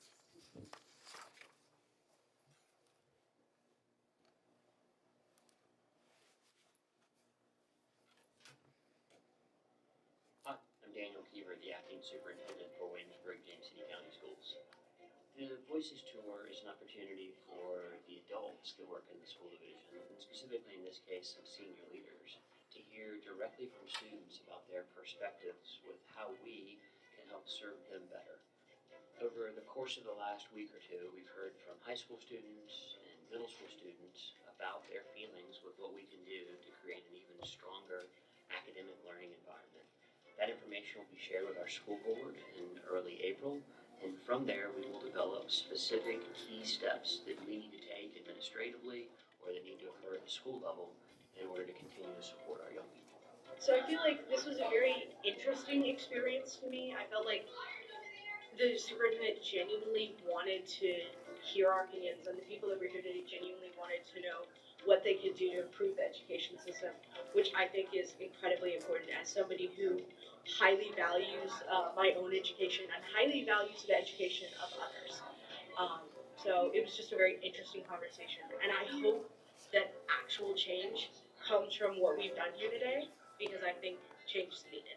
It made me feel like I was important. It made me feel like my voice was heard, and it made me feel like this could actually make a difference in school, and it could, these changes could be implemented because, and I felt really comfortable because they asked follow-up questions and they made me feel really engaged. I really liked it. Like, I feel like everybody was coming, like, they were, like, listening and just, like, all ears, and it felt like it gave us an opportunity to express how we were feeling. And I didn't feel judged or anything. I felt, like, very heard.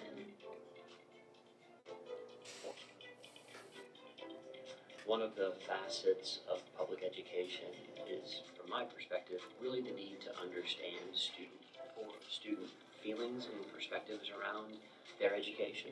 Do they feel safe? Do they have the right courses and access to materials that they need? And this tour is designed to help us surface those ideas and make some specific action steps to follow. I thought it was a good chance to just talk about what it's like to be a high schooler and our learning experiences.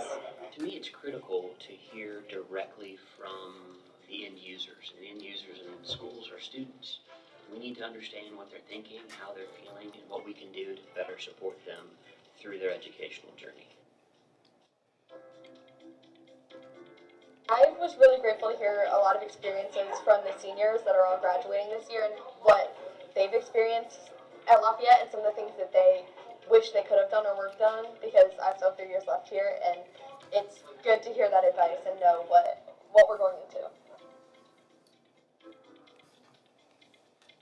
So I think having this feedback between the students, allowing them to voice their opinions about what is going on, can help bridge those gaps and make very positive changes within the school system that we can see as students. Listening to and working with students around their education is one of the most important roles for a leader in the organization, and I think it's my responsibility as the acting superintendent to nourish that type of interaction with young people. I think the open communication and just experience of working with everybody here has been really positive.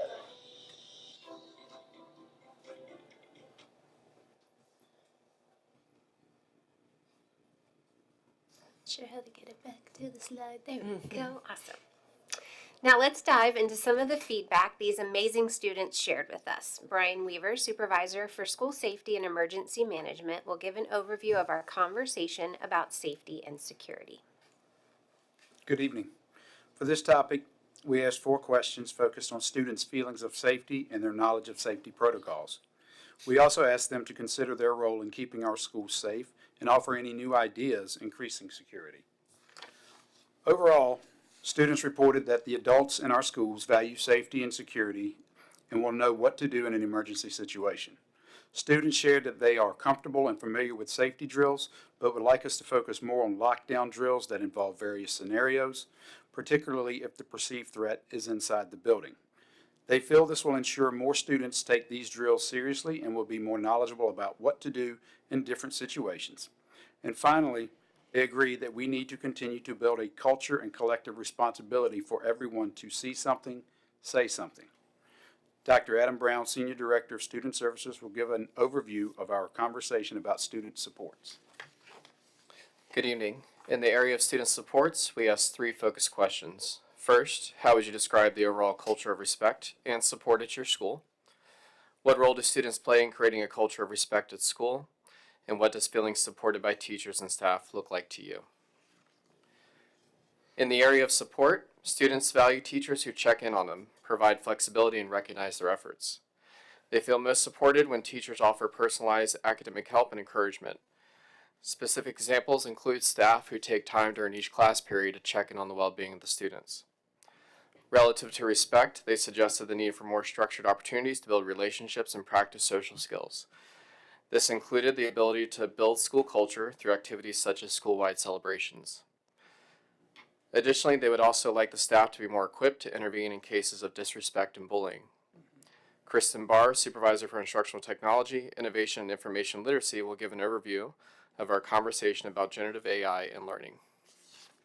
Good evening. For this topic, we asked students 4 focus questions around the benefits and challenges of using generative AI in the classroom and the guidance or rules students have been given for using these tools. We also asked for their feedback on what expectations should be and why. Overall, students view generative AI as a tool to support learning rather than to replace their own creativity and critical thinking skills. They acknowledge that dishonest use of AI does occur, often stemming from time management challenges or lack of interest in a topic. They would like clear guidelines on when and how AI can be used, and they want to develop skills in verifying AI-generated information with credible sources. Additionally, they believe teachers should receive training on effectively integrating AI into student learning. Later this evening, I will share the work of our division's AI design team, including guiding principles that we will be sharing with students and staff at the start of the 25-26 school year.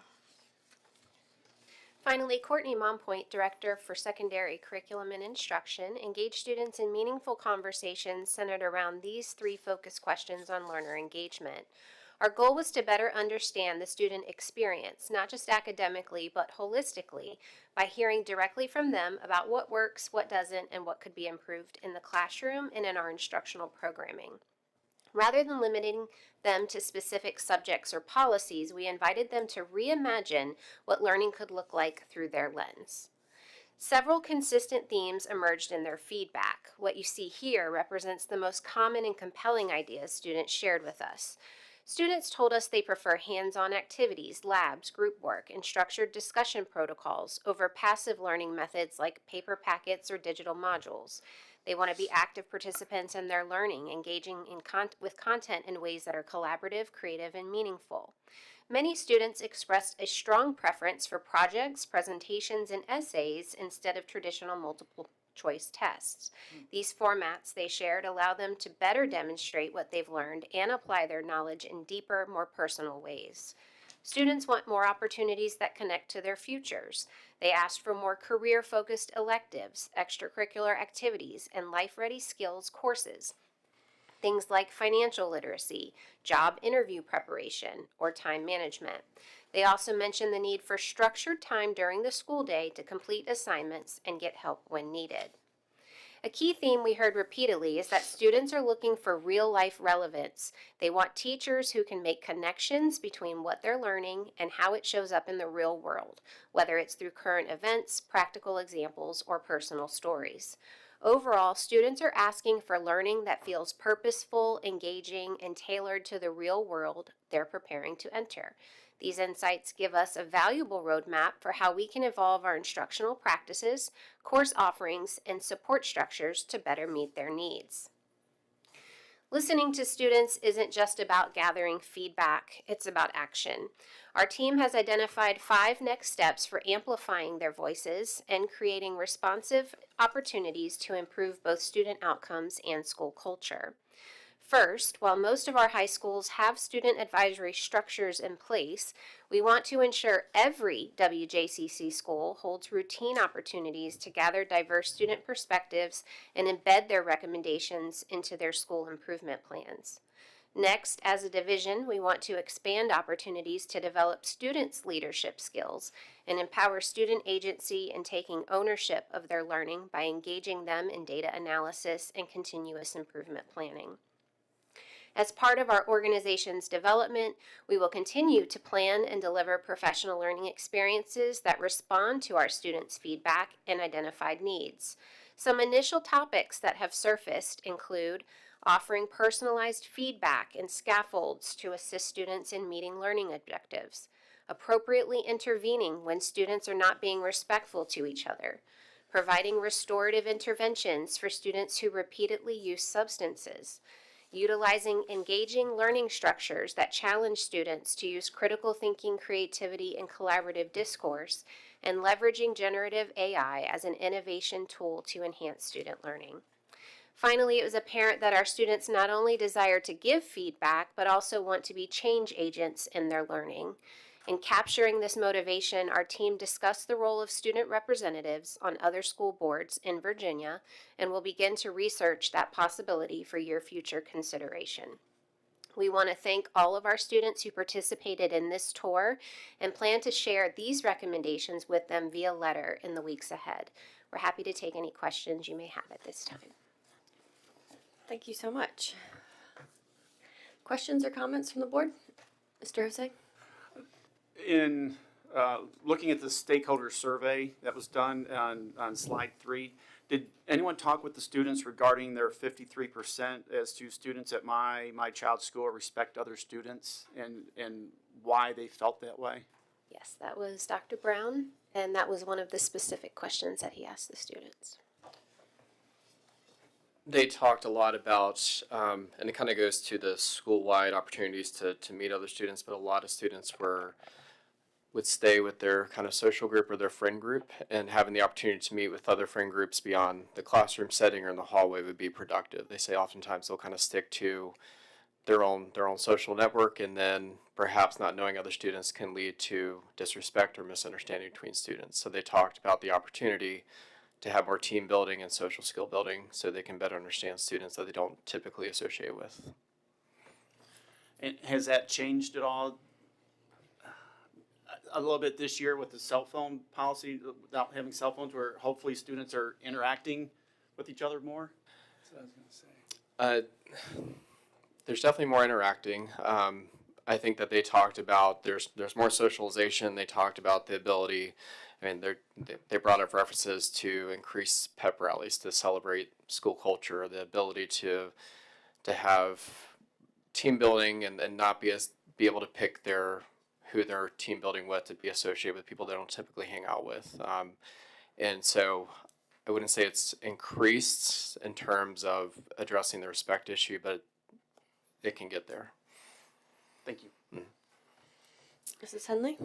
I remember when we first started investigating this, and I wondered how much, when I saw the survey results, was it building layout for some children? Because some of our schools have doors that close, so you can't get from one place to the other if there's an emergency. Some of our buildings have 3 floors, which I would like to be on the 3rd floor, because if anything goes, I hate to say, if anything happens, it's be a while before you get to the 3rd floor. And so I was just wondering if they teased out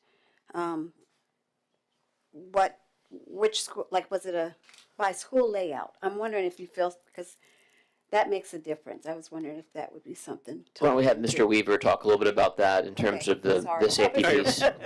Dr. Brown could talk about it for sure, but let's let Mr. Weaver cover that one. There were some recurring themes. Building design was not one of those that came up at either level, at the middle or high school. I think they were thinking more of themselves and their peers in the building. Getting into building design is kind of an advanced, I don't want to say they couldn't think of it, but it just did not come up in our conversations. Okay. Not a whole lot we can. Not a whole lot we can change the building layout. No, I was just wondering if that attributed to them feeling safe. Oh, yeah. Just by how quickly, if something goes wrong, how quickly can they get to, because I was thinking that kind of safety, the stuff that we go into lockdown over. So. A lot of their feedback was about the drills and how we can mix them up and change them. Okay. All right, other questions? Mr. Riffle. Yeah, my question circulates on the topic of, I guess, how does this, the next steps are really something that comes back to the staff level, right? Like it's really putting more of a burden on our staff at some point, like planning a lab, planning like these activities that they want to do. How is that received by staff? I guess it's because it's great to do, and I think it's great to. I'm all for student voice, and I'm appreciative of the last kind of comment of looking towards representatives of that.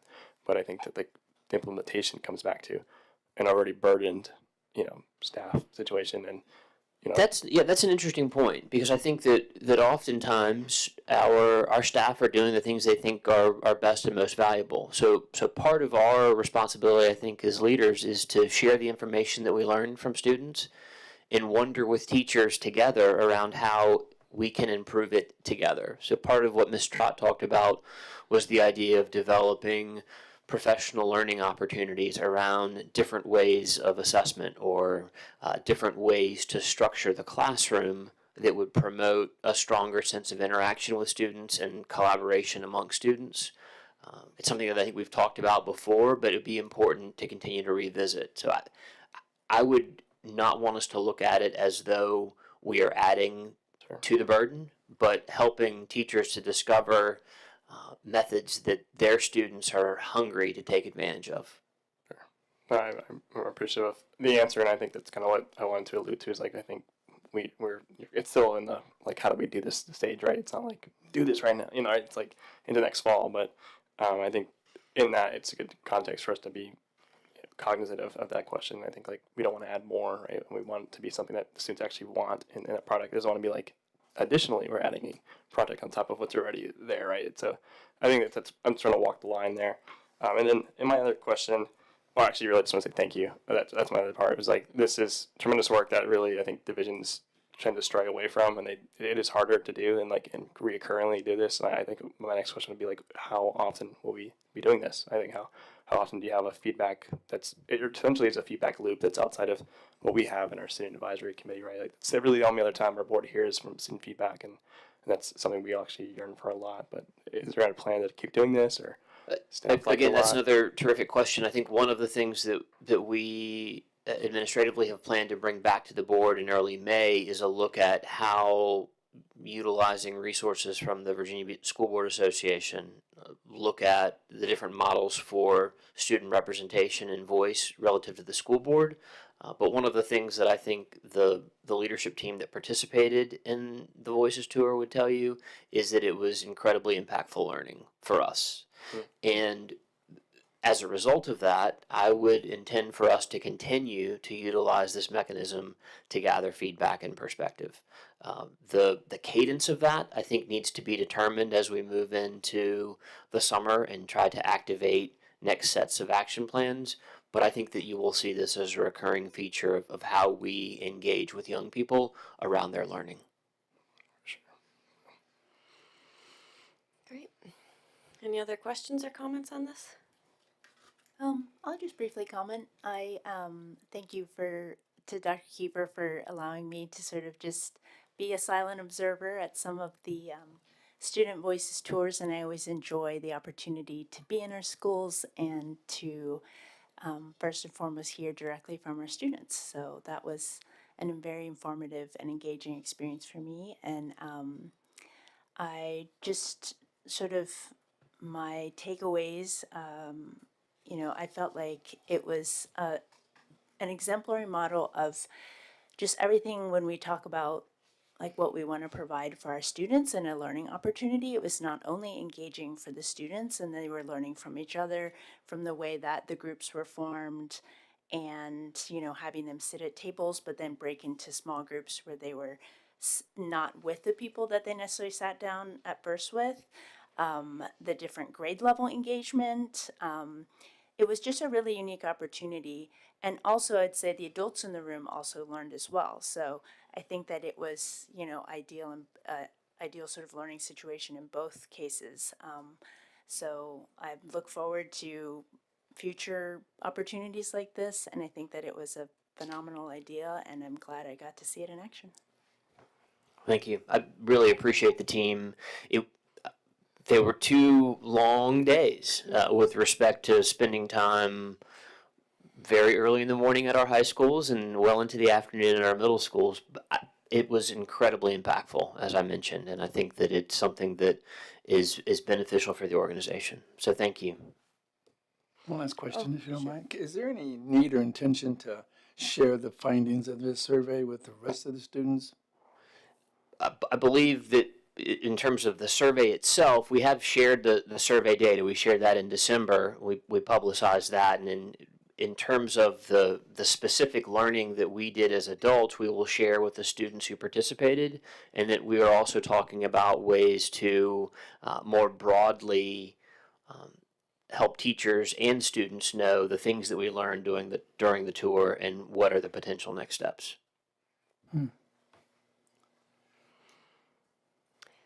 Okay, well, thank you very much for that very informative presentation. I just want to do a quick check, and we have 2 more presentations. Would anyone appreciate a 5-minute bathroom break? break. Okay, we'll take a 5-minute recess. Thank you. AI is going to get you, Dr. Cavazos.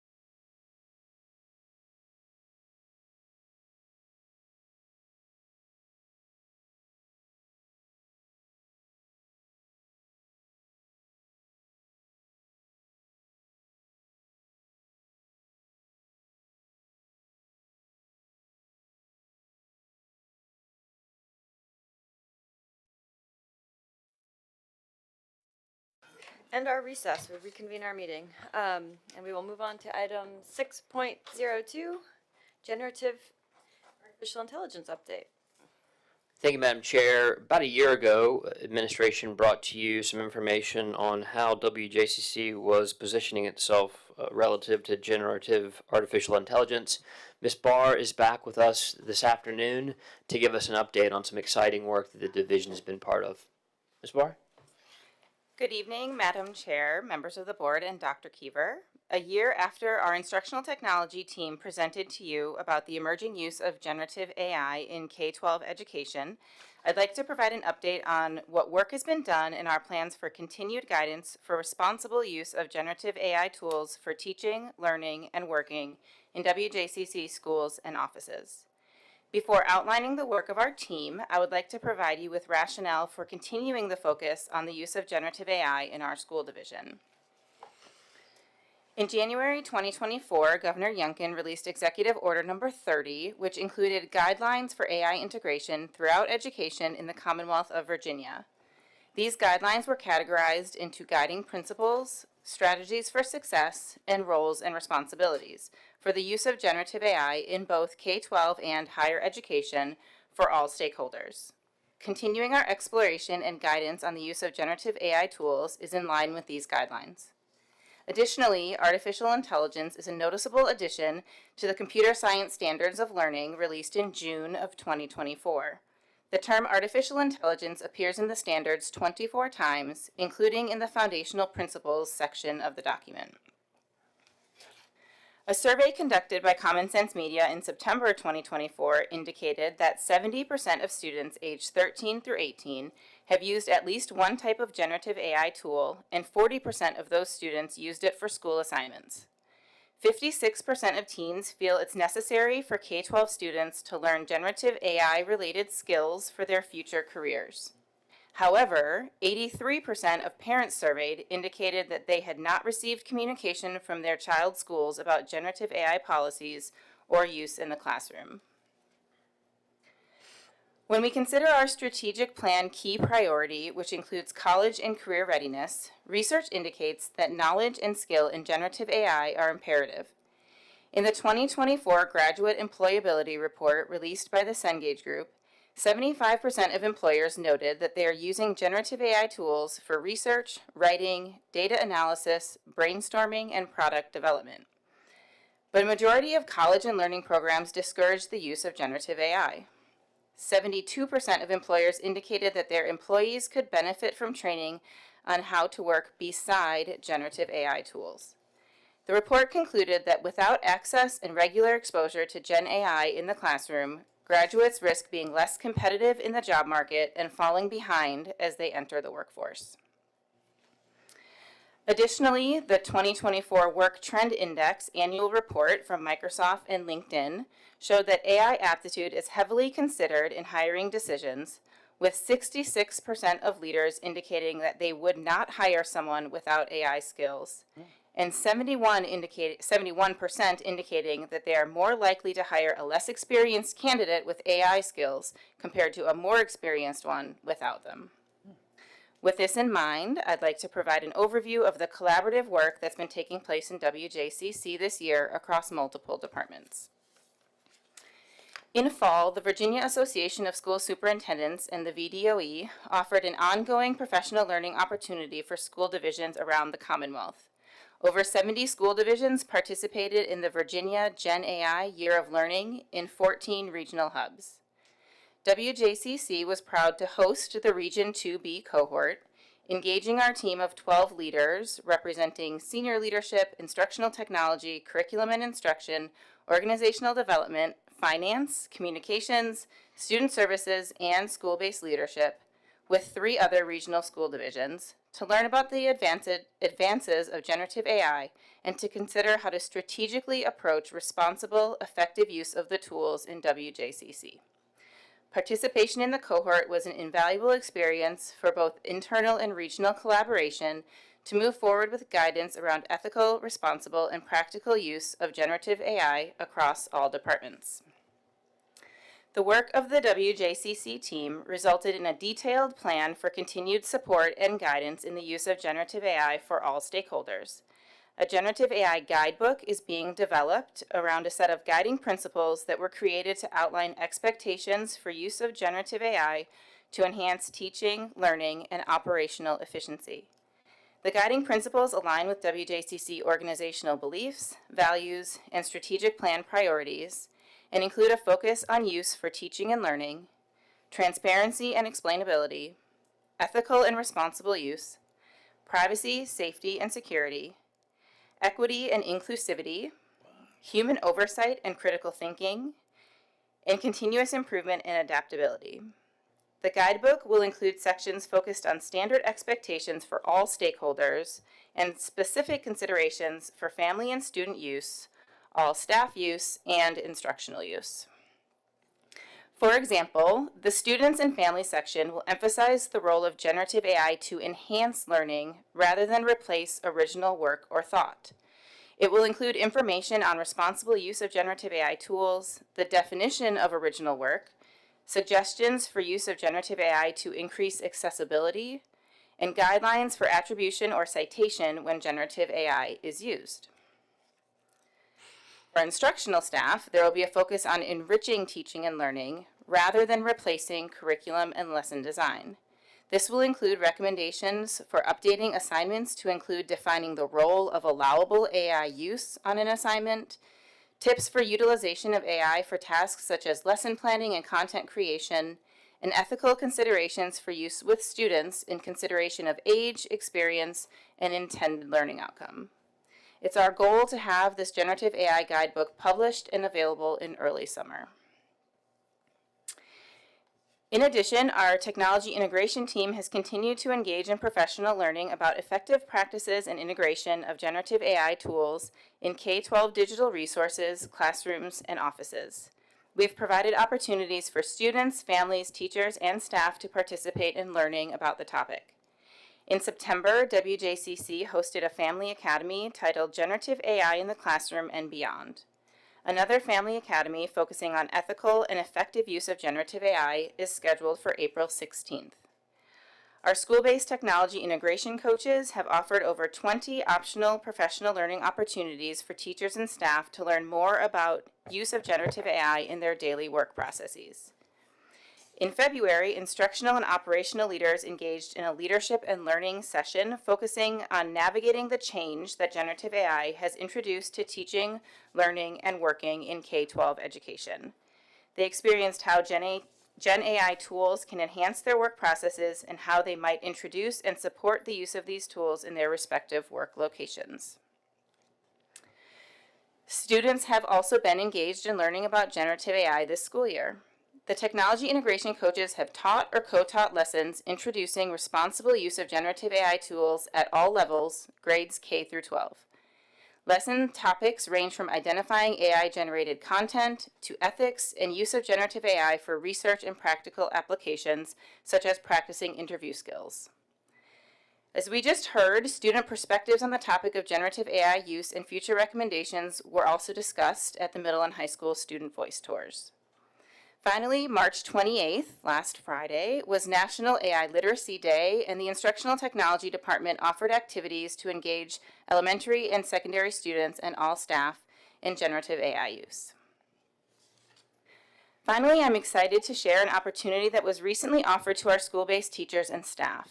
WJCC is partnering with William & Mary to conduct an AI Ambassador program. A team of 4 participants from each school, including Bright Beginnings, will engage in a summer cohort to learn, collaborate, and develop a presentation about responsible use of generative AI in the classroom for delivery to their peers during August pre-service. The goal of the program is to build capacity of our school-based teams in generative AI knowledge, understanding, and skill, and also to develop their leadership skills as a presenter and expert on the topic for their staff. The program kicks off with a keynote speaker on June 18th and is planned to continue throughout the 2025-26 school year. As work in this area continues, we will continue to share updates and additional information with you. Thank you. I'm happy to answer any questions you may have. Thank you, Ms. Barr. Any questions? on this? Mr. Riffle? I have a question. Thank you, by the way. This is a great step forward into what should be done for our system and our organization. Just a question about the ambassadors program. Is this a continuing learning kind of thing for our educators? Like, do they get credit in some way or some type of pay or? Yes, so we are partnering with William and Mary, and it's grant funded through the summer through the college, and then we've applied for grants for the upcoming school year, so we will hopefully hear back on whether we would get a 1 or 2 year allocation of funds to continue. But in the summer, when teachers are not on contract, they will be paid for their time, and then during the school year, it will vary based on, again, that grant funding and when we ask them to engage in the learning and subsequent training of their colleagues. And that's just for our school division. We're not. It's just no other partnership. Correct. Okay. So Yep. Thank you. Yeah. It's awesome. Great work. Mrs. Hundley? So it's safe to say I should not go back into the workforce because I would not be hired. But so just for clarity, our children now, I know we have a policy, but so they can sometimes use AI, like for a class project, the teacher says you can use it, but there's also something saying that if you do an assignment, it can't be used. So they won't be confused on that, right? We've made it very clear. Our goal is to provide guidance and clarity, particularly with the guiding principles and the guidebook, so that everyone is on the same page in terms of that. Okay. Right now, based on what we heard at the Student Voices Tour, there are varying levels of discussion around generative AI with teachers based on their comfort and knowledge of it, their skills with it. So our goal with the AI Ambassador Program and continued professional learning is to help support teachers in making sure that it is clear and helping students and families to know that when it's not, they should ask. Okay, thank you. Yeah. Any other questions on this one? Mr. Hussein? I think Ms. Hundley and I are on the same sheet of music on this. I guess my concern is what we've heard in the past is where students, not necessarily our students, but students in colleges, et cetera, are using this to write their own papers, and without them getting those that critical experience of looking at their own research, going through books, writing their own papers, et cetera. How are we ensuring that the students are learning those skills as opposed to just having AI do everything or do most of it for them? Yeah, that was a lot of topic we had in our regional cohort in our group, and we have a couple of strategies that we're hoping to use as we continue to work with teachers and students on expectations. Some of what we've talked about is when there are no expectations, students don't know what they can and can't do. So by continuing to support teachers in providing those on a regular basis and in a standard way, hopefully that will help students to understand better how and when they're allowed to use generative AI. We have generative AI listed as an example in our student code of conduct even this year in terms of scholastic dishonesty. So it's treated like any other form of cheating. It's just kind of the new way that students are using. So in terms of discipline and consequences, it's following the student code of conduct and any other plagiarism or cheating type activity. So that's how it's being addressed at the school. I think we also know that it's being utilized. We know from students and staff that both groups are probably using it separately in all sincerity. And I think the goal through our work in the cohort and then with the ambassador program is to help build a level of understanding and awareness across the organization. And we want students to be critical thinkers. We want students to be able to generate their own thoughts and then utilize resources to help refine those thoughts and to subsequently present their thoughts in a cogent way. And there are, I am certain, scenarios where students are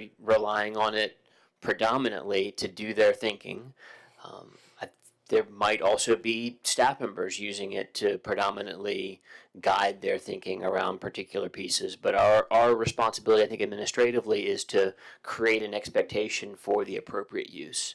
And we really see the guidebook as a way to get that accomplished.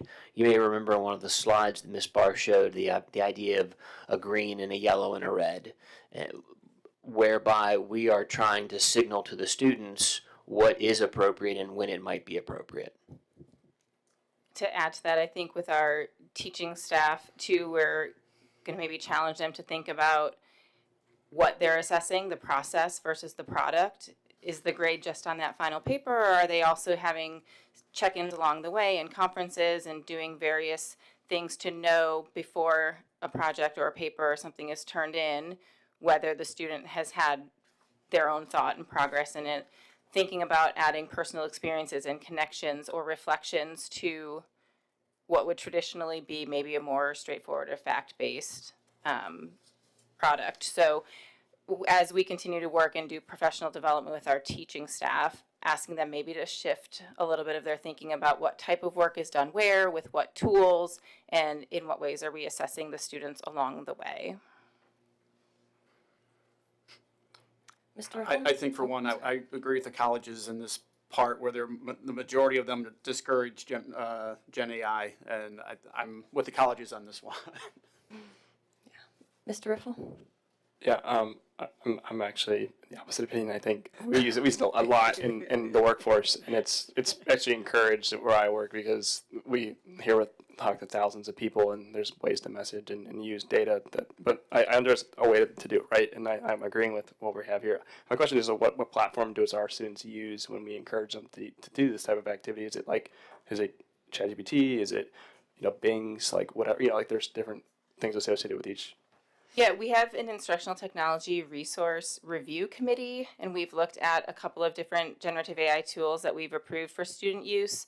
Most of them have a room of some sort where teachers can moderate and see what prompts the students are putting in, what results are getting given to them.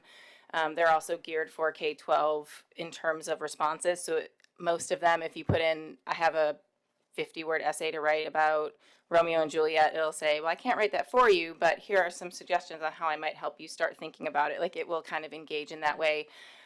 Magic School AI is one of those. School AI is one of those. We have some that we've reviewed for teacher use specifically. DIFIT is one where they can differentiate levels of text and look at different translation services and things from a teacher's perspective. Anything else, we ask that following the website's term of service, so typically students under the age of 13 aren't allowed to create accounts or use various resources. So in terms of our middle school and elementary students, they're a little bit more restricted in the websites that they can use. Can I ask a follow-up? Sure. What particularly are we doing to kind of, I guess, do we have like safeguards that say like you can't use these certain platforms? Yeah, I know we have other parts of that as a thing in our using our Chromebooks and things like that. Or, I don't know what. Yes, all of our teachers. Yeah, all of our teachers have Securely Classroom, which can help them in their particular classroom to block certain programs or allow only certain programs. On our network in general, we haven't blocked any of the resources because there's a new one coming out every week, every day, and so we would be spending a lot of our time identifying and trying to do that. So I just wanted to kind of see if us do it. Like, if it's happening district wide, it makes sense. So I think I'm not encouraging people to try using different platforms. I think the ones we approve are important, and it's where we should see learning and this type of stuff. It's important to do this with parental and these type of guidance because this wasn't around for some of the people that I think Mr. Hosting's a little worried about, right? Like there's students using it without that training and the understanding. Like, you will get copy plagiarism. Like in college, there's things that like throw this into a bot that actually checks like who wrote this and how quick it was generated, and it's important. It's like, I don't know if every teacher's doing that for every math thing. Or people, there's Snapchat math or whatever the kids have. I've seen so much. It's pretty impressive, like what's out there. Yeah, it's actually not new. I mean, we've had photo math. We've had a number of different things that students have used. It's just a little bit more widespread, and its capabilities are a little bit more robust than what they used to be. So, thanks again. Anything else? I just had a quick question, kind of what Mr. Riffle just said, but on the detection end, like how are staff detecting it? Well, unless it's obvious, Yeah, there's a couple of things. Sometimes it's obvious. Yeah. We encourage our teachers to do the things that I was mentioning, evaluate the process, get to know their students, get to know their writing. As a teacher in the classroom, you kind of get to know how your students write.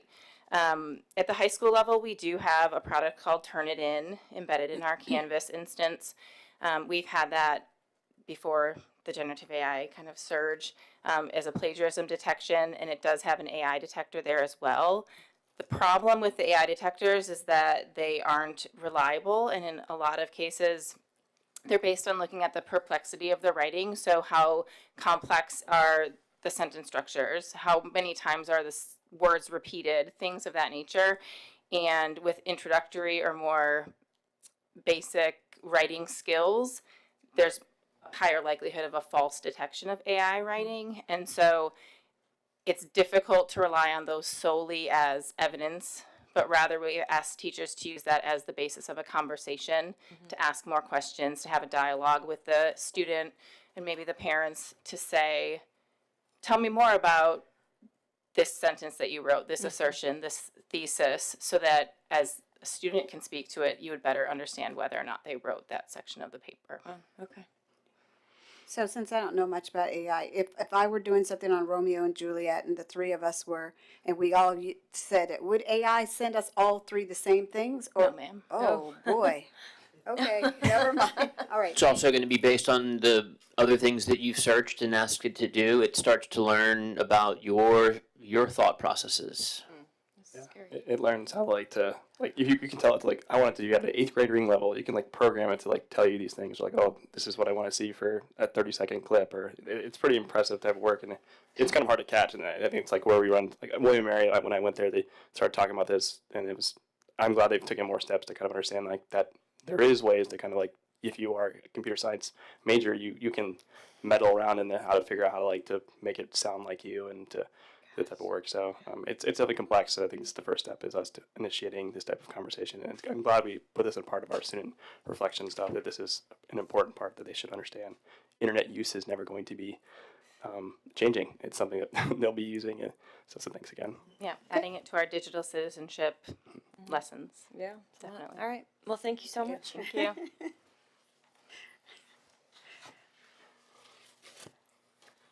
right. Now we will move on to item 6.03, James Blair Middle School Renaming Consideration Committee Report. Thank you, Madam Chair. Before we ask Ms. Wall to take the board through the committee report, just as a reminder, administration was asked to bring forward a process for the board to consider relative to the possibility of renaming a school. That was shared with the board in February, early February. The board voted on in February also to move forward with the committee process. And as we get started, I wanted to thank Ms. Wall for what I consider to be incredible work in a short order to convene a committee, have a set of 3 committee meetings that also includes a community-wide survey, and then to come back to the board on April 1st and provide that information. So Ms. Wall, thank you, and please take us through it. Thank you. Good afternoon, Madam Chair, school board members, and Dr. Keever. Thank you for the opportunity to share the James Blair Middle School Renaming Consideration Committee's report with you today. Policy FFA, School Names, outlines the responsibilities of the school board as it relates to naming or renaming schools, and the school board's authority to create a committee to make recommendations to the board on the same. On February 4th, administration outlined for the school board the process that could be implemented to rename a school, how a committee could be established, what its responsibilities could be, and the timeline to complete those various steps. As a result of the conversation during the February 4th work session, the school board voted to approve the process to consider the potential renaming of James Blair Middle School on February 18th. The committee was charged with reviewing historical information to include feedback from the 2017 naming process and conduct a survey of the community to gauge its interest in renaming the school. On February 20th, an Engage With Us opportunity was published to invite individuals to express their interest in serving on the committee. 27 individuals connected to the JBMS community expressed interest. Committee members were selected to fill the various affiliation groups as approved by the school board and were further balanced by area of residence and or age of their student. For example, the parent or guardian of a future JBMS student, current student, former student, or none of the above. I'd like to thank all of the individuals who expressed their interest in being part of this process and serving our community. And I would like to extend a special thank you to the committee members, some of whom are here tonight, for their dedication to thoroughly engaging in the process and their thoughtful consideration of the topic at every step. Thank you.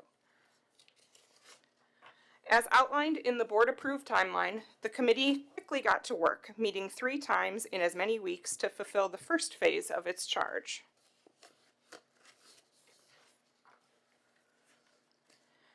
At its first meeting, before engaging in any topic-specific conversation, the committee reviewed the school division's strategic plan, Elevate 28, and identified shared commitments to guide its work. Listed on this slide, the shared agreements outline how the committee would act, interact, and react during its time together. After establishing the agreements in the first meeting, the second and third meetings opened by reflecting on the agreements made to one another and to the process. An outcome of the committee's third meeting was to outline this presentation.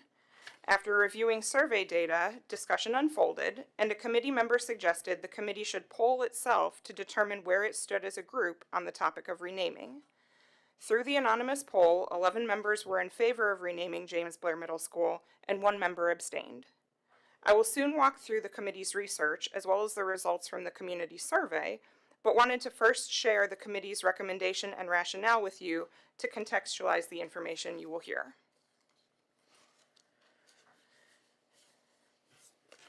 As outlined in the committee's shared agreements and mirroring the division's strategic vision, a commitment of the committee was its focus on every student.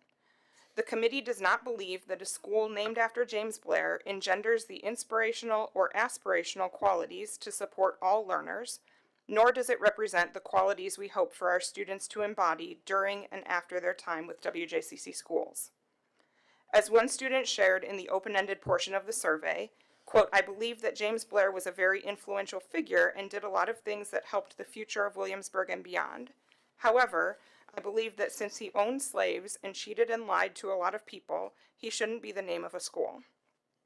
Or another student's survey response, quote, "Although history is important, we have to take into account what and who we're representing as a school." For these students and all of the respondents who are in favor of renaming the school, the committee believes inaction is a disservice to our community and the information that has been surfaced can't be ignored. And finally, community perception continues to shift in favor of renaming. In 2017, 68% of those surveyed, or 95 out of 139 respondents, wanted to reopen the school under the James Blair name. Today, the percent of survey participants who want to keep the name James Blair dropped to 53%, or 910 out of 1,724 respondents. In 7.5 years, support for the name has fallen by 15 points, or decreased by 23%. In its first meeting, the committee identified several important research topics to review in order to contextualize its work and to share out as context alongside the community survey. James Blair is best known as the founder and first president of William and Mary. A minister, politician, and advocate for colonial Virginia and the expansion of the Anglican Church, Blair shaped religious and academic institutions in the colonies. Bishop John Patterson, Blair's contemporary, said Blair served as a church minister with, quote, exemplary diligence, care, and gravity. Blair also enslaved people personally and expanded the institution of slavery in the church as a means to recruit ministers to the colonies at a time when slavery was not widespread. Blair instituted and then expanded slavery at William and Mary by purchasing Nottoway Plantation in 1718 and 17 enslaved black people. The proceeds from the enslaved labor funded student scholarships. WJCC Schools, James Blair High School, opened in 1955. It was founded as a segregated high school and operated during a time of statewide coordinated resistance to desegregation. The first integrated class the first integrated class graduated from James Blair High School in 1969. In 1973, the school became a junior high school and later a middle school. It closed in 2010 and reopened in its current building in 2018. As shared with the school board in February, if it is decided to rename James Blair Middle School, the estimated one-time cost to implement the change is $92,334.50, representing 0.05% of the FY25 operating budget.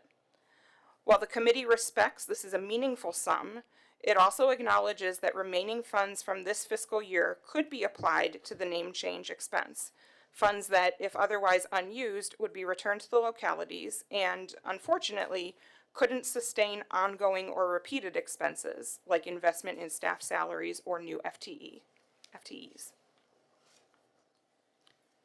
With that context established, 5 key audiences were considered for the community-wide survey. The first 4 audiences listed here were directly invited to take the survey. The 5th audience, the general public, may have received the survey link through our school division family newsletter, our website, news media reports, and or through community conversation on social media. Each audience was asked one identical question: do you think James Blair Middle School should be renamed? Additional demographic questions were asked of certain audiences. For example, students were asked their grade in school. The public was asked to share their area of residence.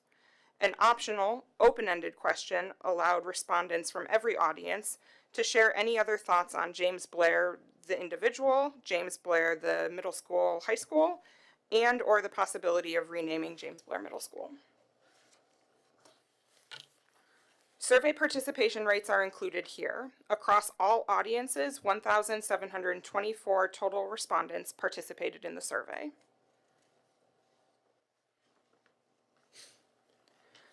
This slide is the first of 5 that display the survey results by audience. For each option, you will see the raw number of individuals that selected the given response, as well as the associated percentage. Here, you can see results from the survey of current James Blair Middle School students.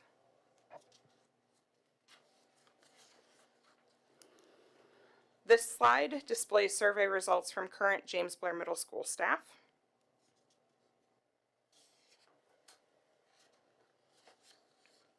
These results represent parents or guardians of current JBMS students.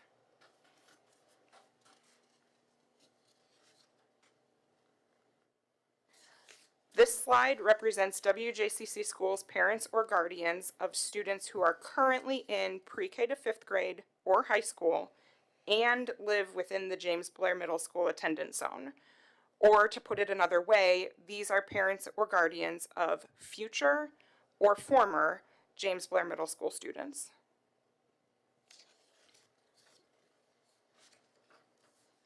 And finally, this slide displays responses from the general public who once again may have accessed the survey through the family newsletter, website, news media, or another source.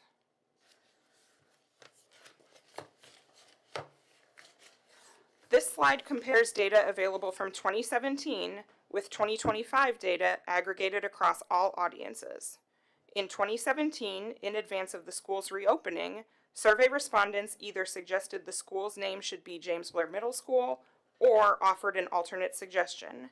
As I mentioned earlier, 94 of 139 respondents, or 68%, suggested James Blair Middle School. The percent of survey participants in 2025 who want to keep the name James Blair or do not want to rename dropped to 53%. As I conclude this presentation, the first phase of the committee's work is complete.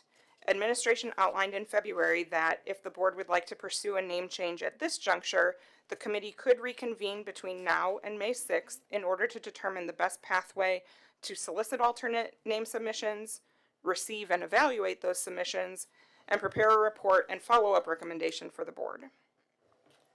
Thank you, Madam Chair. I can take any questions at this time. Thank you, Ms. Wall. And just before I get questions and comments, I just want to remind all of my esteemed colleagues that this is a potentially difficult topic to discuss, And all of your voices and all of your opinions are welcome, and we want every single one to be heard. I'm just going to urge you all, because I know that we're all very respectful people, that we make all of our comments and questions with respect and sensitivity and acknowledgement that people have come from different perspectives, and that we just treat each other with dignity. Okay? With that, I would like to see if anyone has a question or comment.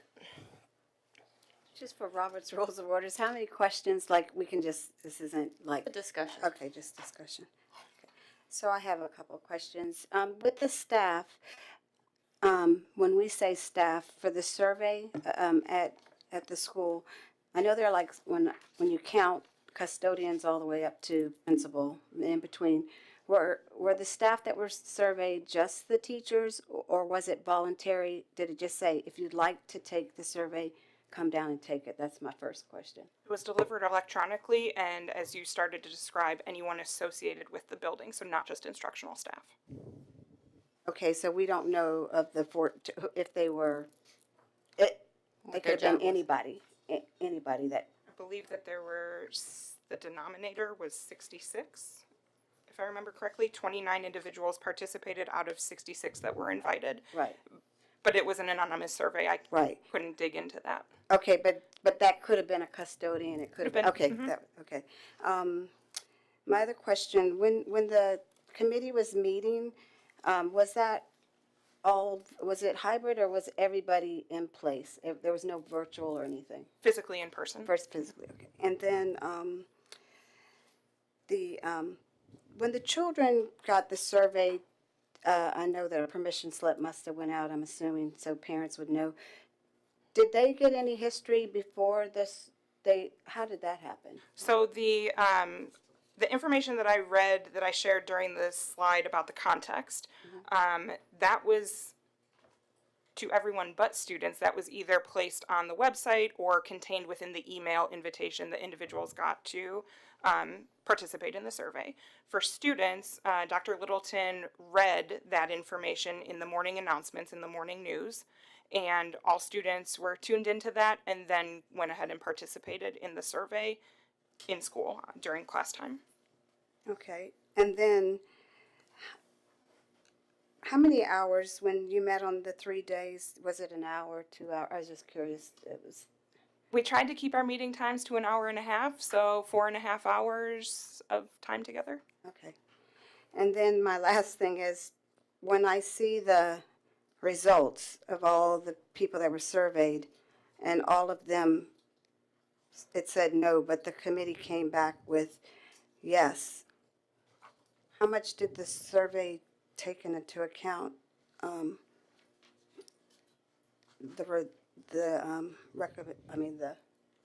you know what I mean? It doesn't add up to me. I don't know. I'm just trying to. So I think that comes back to a bit of the rationale slide, that we did begin discussing the survey results, and we were grappling with that information, as well as the historical information that we reviewed, the context that we had provided to the survey, and the change in community perception, the movement from 2017 to present. So those factors all weighed into the committee, thought process to come up with the 11, 0, and 1 recommendation to rename. I'm going to let my other board colleagues ask some questions. I don't want to take up, those were my main ones, but I think there may be some other questions but thank you. Sure. Thank you. Mm-hmm. Are there any other questions or comments at this time? Question, Madam Chair. Yeah. It pertains to when the survey of the committee had happened. It happened, was it before the committee met? Like they did take a preliminary survey and then they took a survey after their work? Or was it after they've discussed, they took the survey? Clearly I think it's after. Straw poll, you mean? They take an initial anonymous, how do I feel about this, before they started their work, and then they just took the initial recommendations survey. The committee members? Yes, so during the third meeting, we did not express where we were feeling, and I shouldn't say we, I was not a member of the committee. The committee members did not express their thoughts in advance. during the third meeting when we were reviewing the survey data, one of the members had then said, let's pause for a second and understand where we all are after processing this information. And that was when the straw poll was conducted. Okay. Thank you.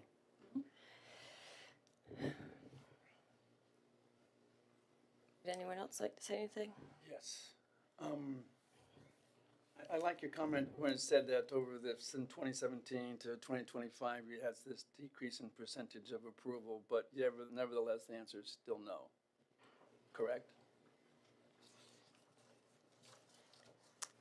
In 2017, 68% of individuals suggested to name the school James Blair, and in 2025, 53% of individuals, of respondents, suggested that the school should not be renamed. So it's still, in both regards, no. The majority. Not the majority said no in both. 53% of respondents in 2025 said no, the school should not be renamed. Okay. I mean, you made a big point about the fact that there's been a decrease in support, but nevertheless, it was still, the answer was still no, not to rename the school. 53%. 53%, yes. Okay, good. It's interesting, I looked at, there were some comments whether or not the students. Dr. Bosses, can you speak to the microphone? Oh, I'm sorry, there was some comments, thank you, Andy. There was some conversation at the meeting whether or not the students should have a say, but yet we heard something today about, student voice tours, and so I think the students, in my opinion, do have a strong opinion. They should be part of the process because it's their school. I mean, they're attending the school. When you look at all those results, I kind of teased them a little bit, and I was looking at one of the questions that was asked is, are you very familiar, somewhat familiar, not familiar, or familiar with the topic? And of those 409 students, 51 of them said very familiar. And of those 51, 33 of them said no. So it seems if when you look at the data, just on the students, you look at the ones that are very familiar, they have an understanding of what's going on, they said no. All five categories of all five categories of respondees were no. So it was unanimous. And I think that the survey really gives a voice to the community. And in my opinion, the community has precedence over a committee. A committee was designed to form and ask the question and design the survey, which you did. And I will admit, I will second Dr. Keever's comments that you've done an exceptional job in getting all this together. It was in such short order. I was really impressed with the way you got things together. And you were very, I would say, level. You were, very neutral in the whole process, and you moved along very nicely. And I think that the survey has a tremendous impact on the decision, and I'm not so sure that the vote of the committee is reflective of what the people said in the community. I'm with some other folks in saying that if the community came back and said no, how could the committee be 11-0-1? That's, I don't know, I'm not so sure that the opposite side of the argument was discussed. But having gone to 3.5 of the 4.5 hours, the comments towards Mr. Blair were not positive. They talked a lot about the negative, but there was very, if any, conversation about the positive aspects of Mr. Blair.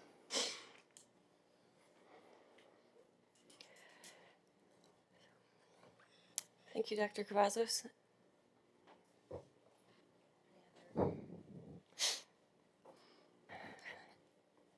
Comments?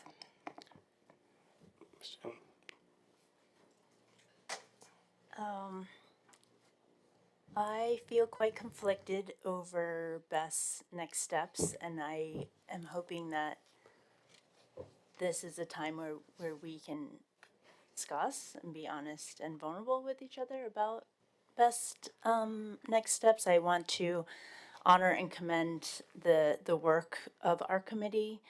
And clearly there is consensus among the committee to move forward with the process of potentially renaming James Blair. So I want to honor and recognize that. On the other hand, there's also clear survey data. Granted, you know, the participation, it's hard with data because, you know, data can get sliced in different ways, but participation, of course, I think as a board, we would want a higher percentage of participation. The more participation, the more, you know, confident we can feel about how the community truly feels. So, you know, it's just, but I am curious, I'm just wondering if, and I want to hear from all my colleagues, I'm just wondering if there's some sort of compromise path forward.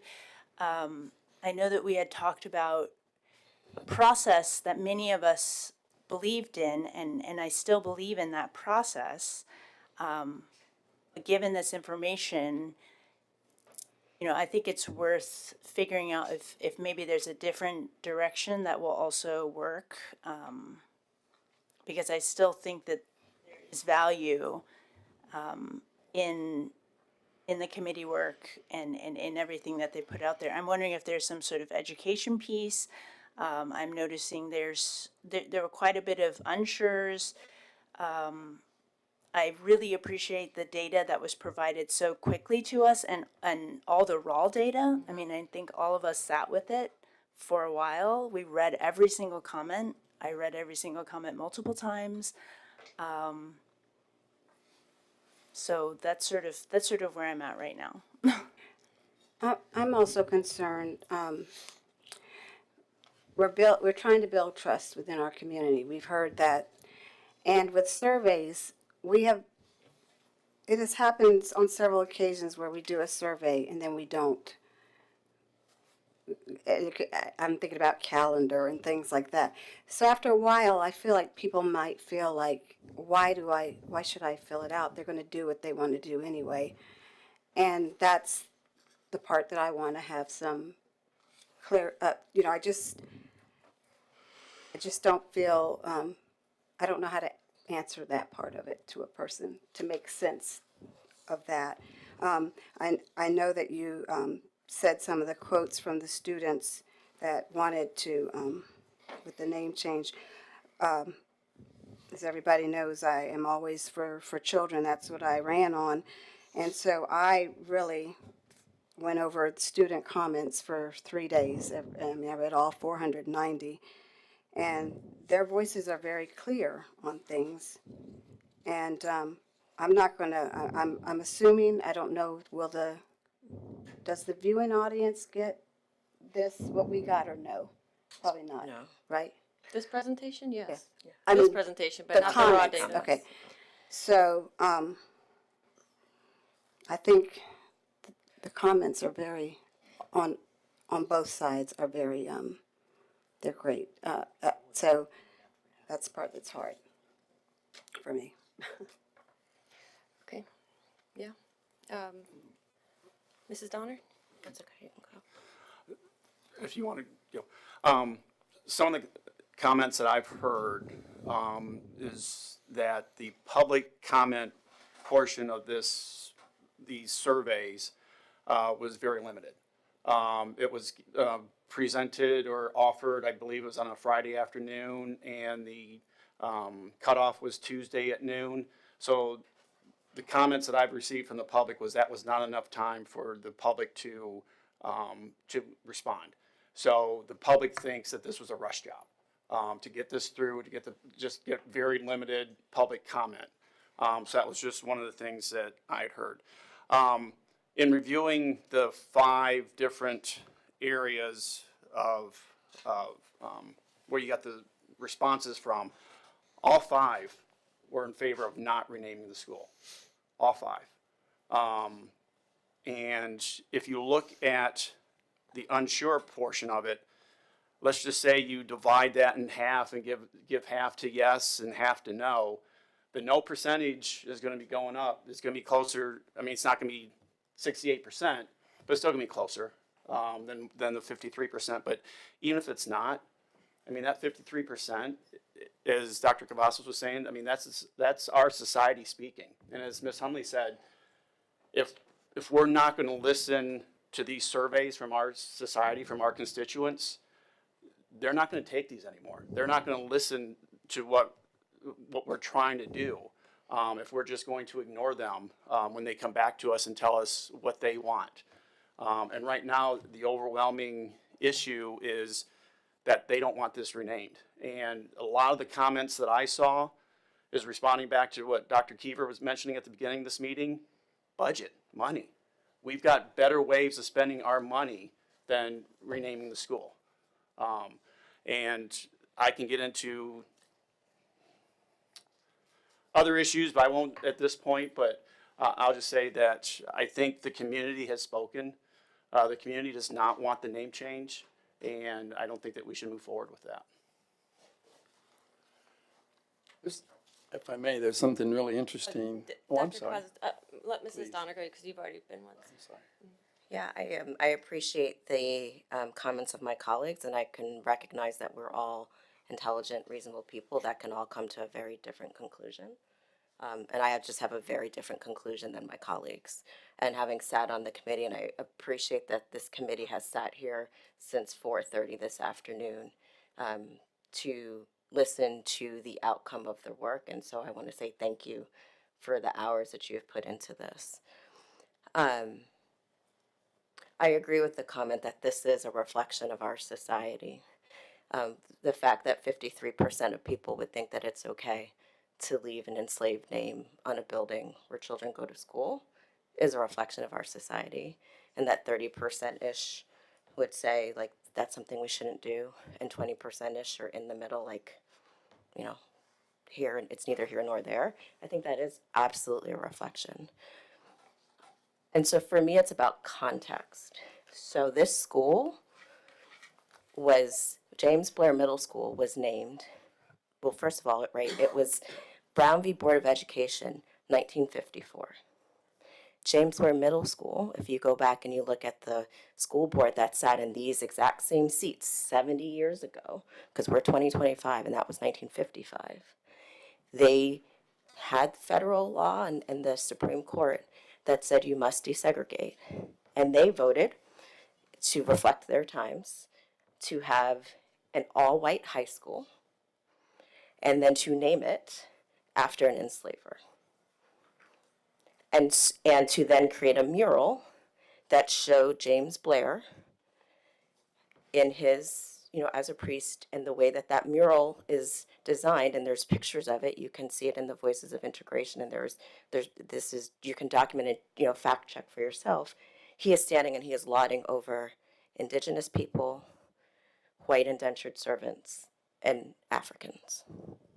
And so as you think about context of what message is that supposed to send in 1955, 1 year post Brown v. Board of Education, where this Board of Education decides we're going to build an all-white school.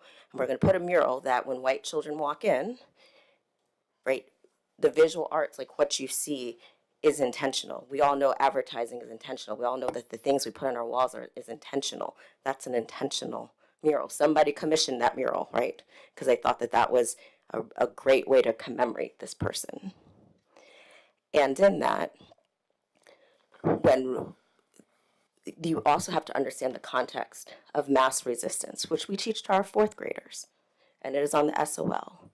And in mass resistance, if you go back and you do the history and you look at it, and this was all in the information that was sent out, the governor and the General Assembly decided to specifically resist desegregation. And school, it was given to local school boards. So you look at the history of Virginia, there were whole school divisions that were closed because people would rather not have a school division than to desegregate.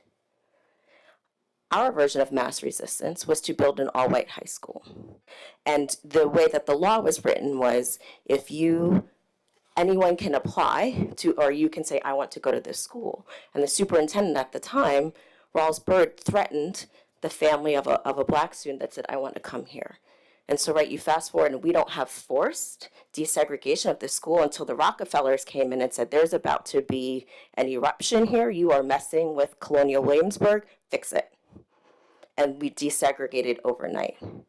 So I give that context, and if you did a poll and you had asked the community in 1955, should we do this? The community would have said, absolutely, we should keep this school segregated. And so I think when I saw the survey results, I was really disheartened because I think I naively believed that our community was different and that our community would understand that having the name of an enslaver on a K-12 building is not something that we should do 70 years later, especially in the context in which this was created. And so there's lots of conversation about, is this a founding father? He was not a founding father. As many people said, they didn't even know who James Blair was until they started doing the research and understood the connection to William and Mary. James Blair did not do anything for K-12 education, right? So it's not like he has a connection to the school system. His name is on the building because of mass resistance in 1955. And so when I look at that as a context, and then I read the student, I read the comments, but some of the student comments, there's one that stands out to me that says, almost everyone had slaves back then. And it was basically equivalent to us having pets. So when I think about, right, and there's a lot of misinformation that the majority of people had slaves, which is not true. Most people were poor whites, they did not have slaves. But the fact that there's multiple comments that are like that, that was probably the most egregious one. That tells me that as a school division, as a parent of my child will come to James Blair next year, I'm really concerned that she would sit in a classroom next to someone that thinks like owning someone like her is just like having a pet, like having a dog, having a hamster.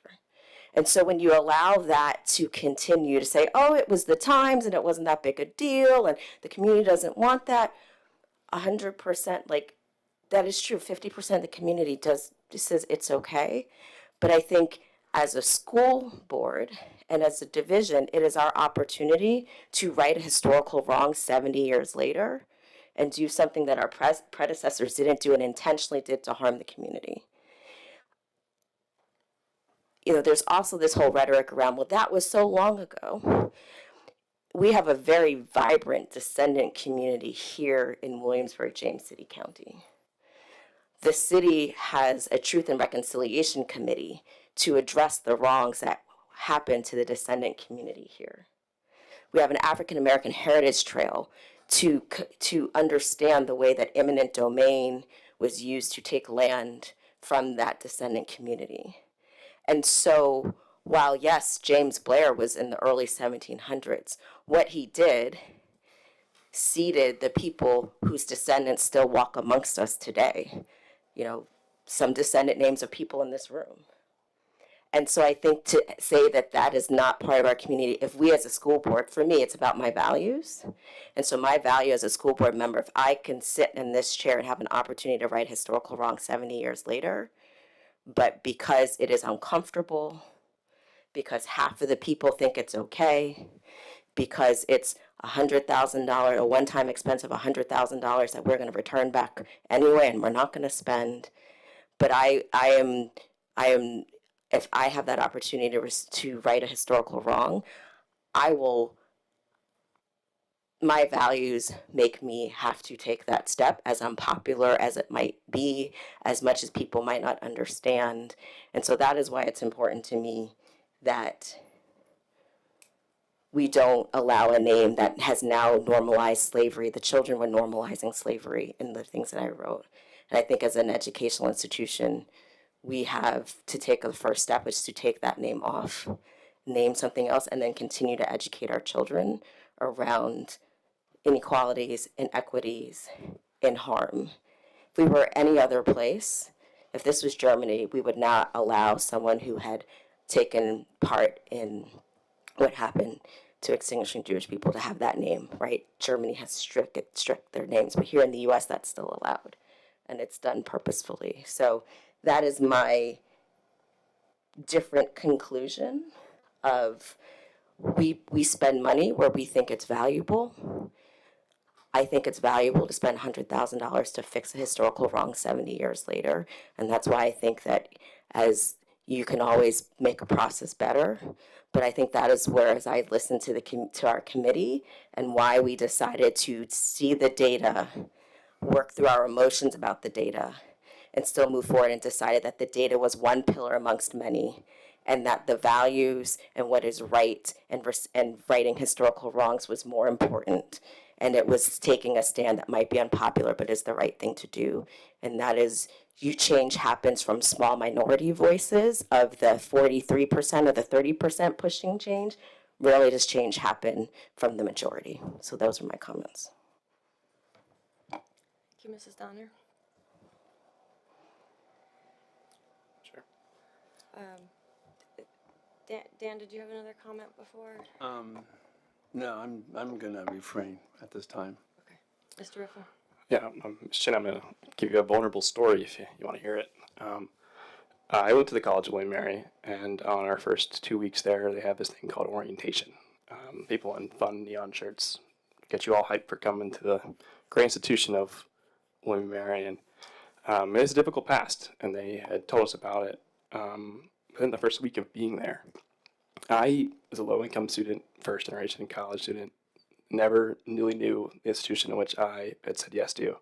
I applied to a lot of schools and did my job in that, but this was the first time in my life that I had heard about like true systematic problems in a society where, I think we kind of push it to the side, and we have monuments. We've been through these times in recent past, and we heard about this. We heard about our presidents. We heard about our, former classmates and people who, kind of made the legacy of William and Mary. And that's just down the street, I understand. And people are worried of the name and legacy we might be erasing with the middle school that we have here. And Ms. Donner, I feel similarly. Hearing and being a part of the process of renaming at William and Mary, and hearing about these things initially, and attending for 4 years, and walking into that room where the hall in which they have James Blair is the history and film and media study hall, and next to it is a giant wizard robe statue of James Blair in a black silhouette, and it's never going away. I mean, this is something they'd said during the renaming. It was an off-limits building. It's the first president. It's next to the John Taylor Garden, which is full of other people that are similar to this demographic. I'm not trying to say that they didn't do good things. I'm not saying that they didn't build a society in which I think we benefit from to an extent, or, maybe my generation of people would say we don't benefit from. We have created systems that we need to find ways to kind of have conversations that are tough. And times where, I sat with 25 of my fellow hallmates, and the first time in my life I saw, people who didn't look like me cry about a topic that I'm supposed to, have an opinion on. And my time in public service has taught me that this is hard. This is truly something I think people will grapple with, throughout the lifetime. My current boss in the House of Delegates removed the Robert E. Lee statue in the Capitol building. If you go to the U.S. Capitol, there is no statue in our state's place. It was taken down in 2020. The monuments in Richmond were taken down by the people in which I work with. This is something that generationally I think we've been grappling with, and it's something we struggle with. And I think this is my chance to do this. This is my chance to say, I believe in this. I think my generation of people and people who elected me and people who should come after me should have a place to say that this was wrong. This is not somebody I want to glorify and continue to do. I joked about it with my colleagues, and I think the future of this name is something that has been there for a while. It's been on Long Hill Road. It's been something that we can all agree is, where that is. No one knows who James Blair is. We can identify and educate and try our best to. I've seen that film 3-4 times, and I learn something new every time. But I don't know who it's going to be teaching in this community that's different. Right? I don't know who it's going to get. Oh, let's do the survey bigger. Let's do it longer. Look at our election data for our own sitting board members. 15% of people voted in the election in which I was elected in. That's not a large majority of people who said Randy Riffle deserves to sit here, right? We're talking about a community who's very active. Clearly, they love to do surveys, and they did it in the 4 days. Like, there's more people who did this survey than voted in early voting last year.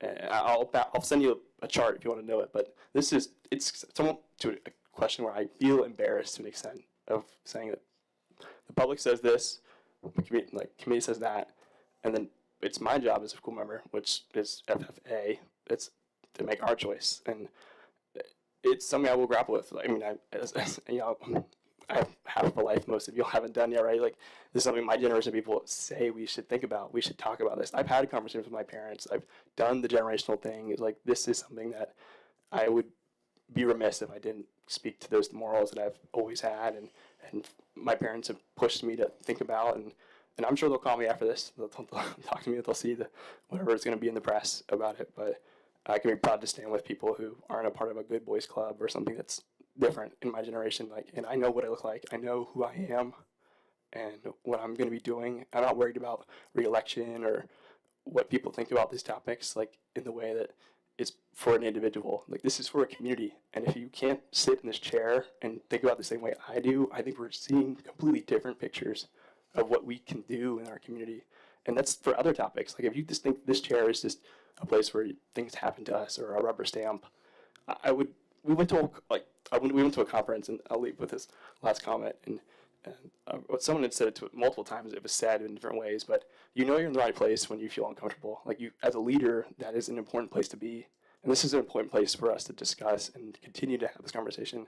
And I know I've spoken a long time, so if there's other people I want to encourage people to think about this topic in a way that's not just, what you've heard and seen in this data, but like, how do you feel as, Dr. Foster, you're in a very different generation than me about this topic, right? Like, and I know people who feel opposite of potentially where you are, right? And I want to know that opinion. And I think it's important that people can walk away from this conversation knowing that we've kind of said it all, and that's where I'm at. So thank you, Madam Chair.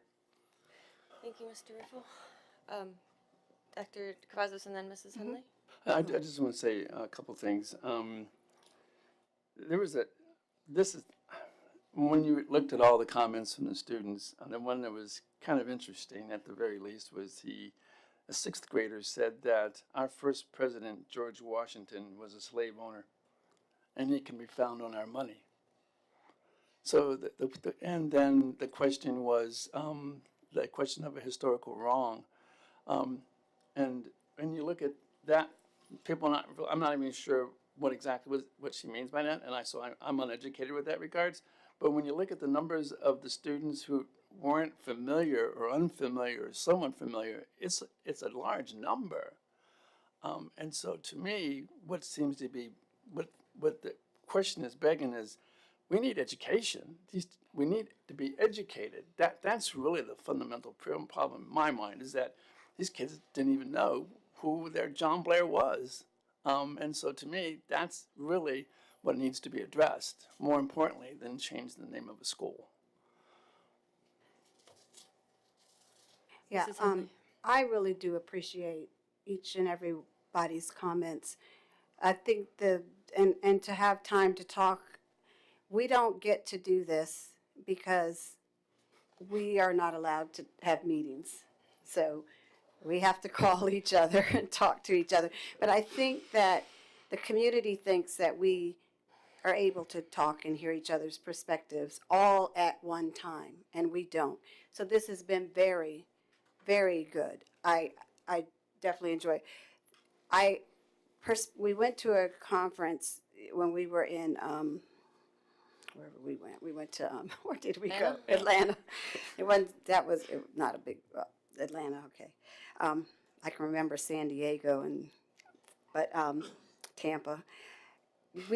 We had a thing on perspective, and this is just hitting home on different life experiences, and it doesn't mean this person's right or this person's wrong. It's just what we say. And one thing I have learned that was the hardest thing for me sitting in this chair, and everybody knows that we're nonpartisan, but it is political. If anything, in my fourth year, I have learned that it is.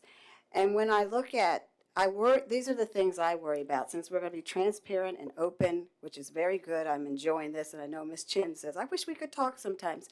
I worry when I see Shenandoah in 2020 change 2 school names. And then the board in 2024 flipped, and they changed the names back, and now it's in the courts. Don't know which way that's going to go.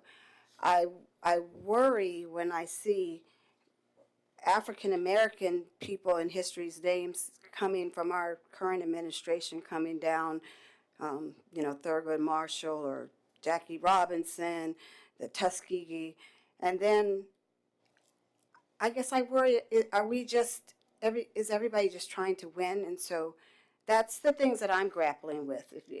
Like what is, but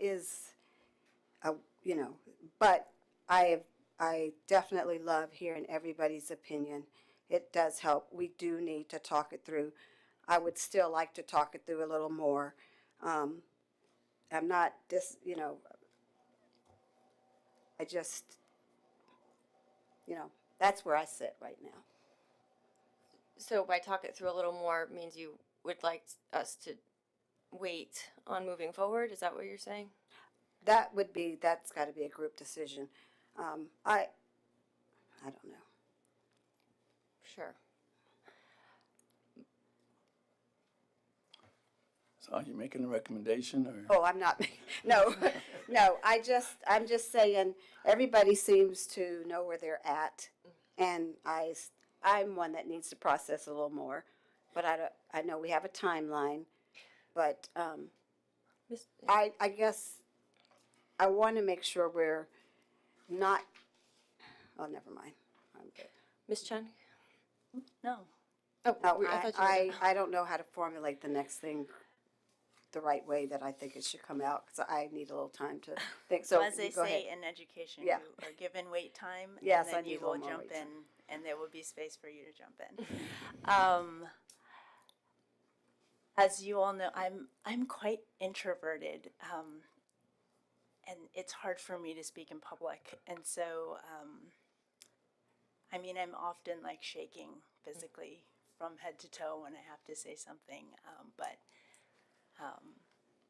this is difficult, and so I appreciate the honesty and I appreciate the open conversation. I often feel like we need to do this more often. I'm not sure. I wanted to jump in because I'm also unsure as to best next steps. I'm just wondering if there's a way to, again, rethink the committee's work. Part of that could be what we had originally thought, but also given the survey data, adding in some sort of educational piece. Or I also agree, Dr. Gavassos, I think, and I've spoken with a number of you, not just recently, but in the last year, just about honoring the class of 1969, the importance of the film, its local history. I think that students would be fascinated and they would crave that kind of knowledge, so that they can make informed decisions, so that they can know the history of our community. And I do just feel like maybe there's an education piece around that we owe to the community, to our students. Maybe I'm too optimistic, but I would like to believe that, we see the survey results and we see how we can be conflicted in how we interpret the data, and the participation, but a group of committee members sitting in a room with all the information, having conversation, being vulnerable, came to a clear solution, came to a clear recommendation as well. So I would like to think that, I would like to believe that, these students that maybe were unsure or were making, middle school students make very inappropriate comments. It's not, I'm not excusing the inappropriate comments that we were privy to, but there is an education piece. There's an opportunity here for us. Yeah, I do remember what I was going to say now. I believe we are a board that wants to do what's right. But my thing also would be, we have to, if we have other schools right now, this is just me, if we have other schools that we will hear about within our division, then we need to make a statement on this, and we need to look at, instead of having that pop up next, and for our schools that are named after people, that have the pictures hanging in the hallways, and I urge, if any administrators are listening, I hope the children know the history and have a day or something in their social studies where they study that person, because I just feel like nobody's safe anymore. Like, the way the nation is trending, I just think that's very important. We can see what happens when you don't know history. So I really hope the children, for the buildings we do have, that the children know the building they sit in. And if that, I have no problem as a board moving forward, because we know if any other schools are built, definitely names are out. I mean, there's flaws. There's flaws in everybody. So those are the things I worry about. And so that's where I sit. So I'm glad to have the opportunity to say that. I know a lot's been said. It is a compelling history that we're being presented with. It's a compelling story. I had actually hoped that the committee would. I thought that the presentation might contain some more of the evidence from the 50s and more of that narrative that. And I think, yes, I mean, there are assumptions based on the time, the year, but I had hoped that maybe there was some evidence that we could look at for that.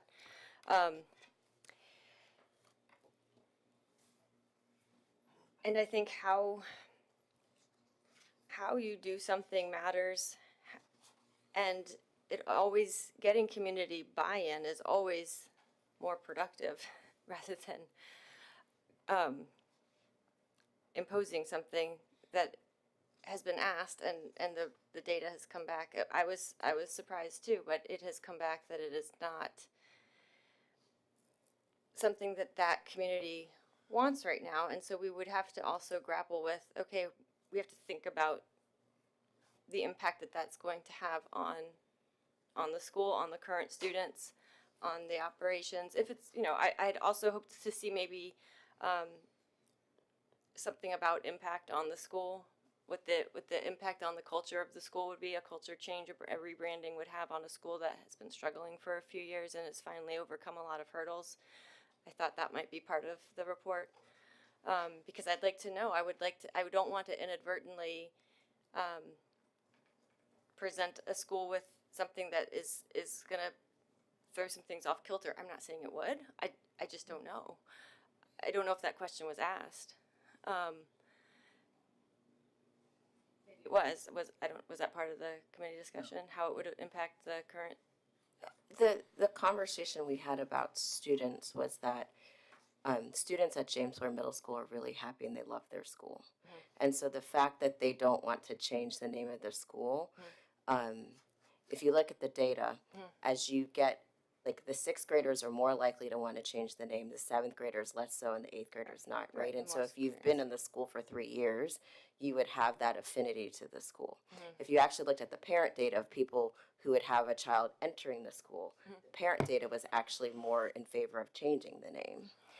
And then if you saw that broken down by City of Williamsburg versus James City County, City of Williamsburg was like 60% to change the name versus the county as well. And so, I mean, and there's some end, like the end on the city is smaller than the end on the county.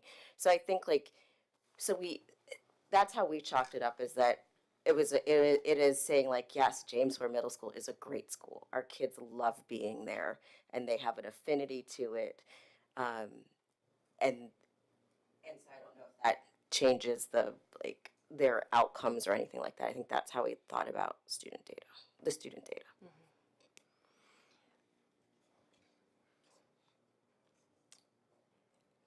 Well, Madam Chair, what's most helpful for the board in this case? well, I can go around and ask people. I don't want to. I think that makes people uncomfortable. But what I'm hearing is that I would summarize overall that there's a majority of people who are hesitant, not necessarily opposed, but hesitant and questioning possibly the current timeline.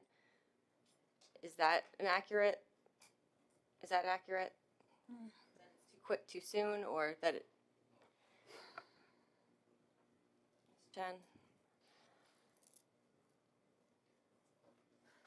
I don't know if it's too quick, too soon. Well, we have to do. I mean, I think everyone said their piece at this point. Does anyone feel like they have something that they haven't been able to say? I just have one last thing is that historically, the comfort of others comes at the discomfort of people who are historically marginalized. And like what is easy for the majority sometimes comes on the backs of those who are historically marginalized. And so I will, like, if we're talking vulnerability, right, as a Black person, we are 18, 20%-ish of the community, of the school system. So there will always be a dependency on others to understand, to have to put themselves in a historically marginalized person's shoes. And some people decide to do that and to feel that discomfort and maybe say, like, you know what, it's not maybe my burden or not my lived experience, but it's that important to this group of people that I'm going to, I will listen to them to make a change and push a change. But like, this is something that the Black community could never get over the line by themselves. It takes a coalition of other people who are willing to stand with them. And I think that, whatever the decision is that when you keep the name James Blair, again, it's every vote, every decision is a value. And so you say, I value the comfort or the ease for whatever reason. And there's a multitude of, reasonable things that people could come to over the discomfort, the harm of this historically marginalized group. And that's a decision that everybody has to make for themselves. And so I think that is just if we are, tonight's decision is, do you go back to the committee and ask them to, if it's not a vote to change the name, the question is, if there was going to be a name change, what would you suggest? And that's all that the committee would do. And then they would come back with some potential names. The committee spent a lot of time so basically we looked at the data for like an hour. And then about an hour 15 into an hour and a half meeting, we were like, okay, well, let's do the straw poll, which was done on stickies. So everyone had the same stickies. So there was no pressure. Like, people just voted their conscience. And then we spent because that meeting went long, we spent the next 30 minutes or so thinking about, if there was a next step, how would we engage the community? How would we let the kids name it? How would we get input? And it was a very thoughtful process. So I think that, if Mrs. Hunley or Mrs. Chen have another idea of what you would like to do in lieu of that, please share what would be the next action step, because I think the next action step, at least from what the board was charged with, is just to say, if we were to do this, then what are the sets of options around a name, of which James Blair would be an option, as well as, we're looking at what's the option set, not making a particular decision.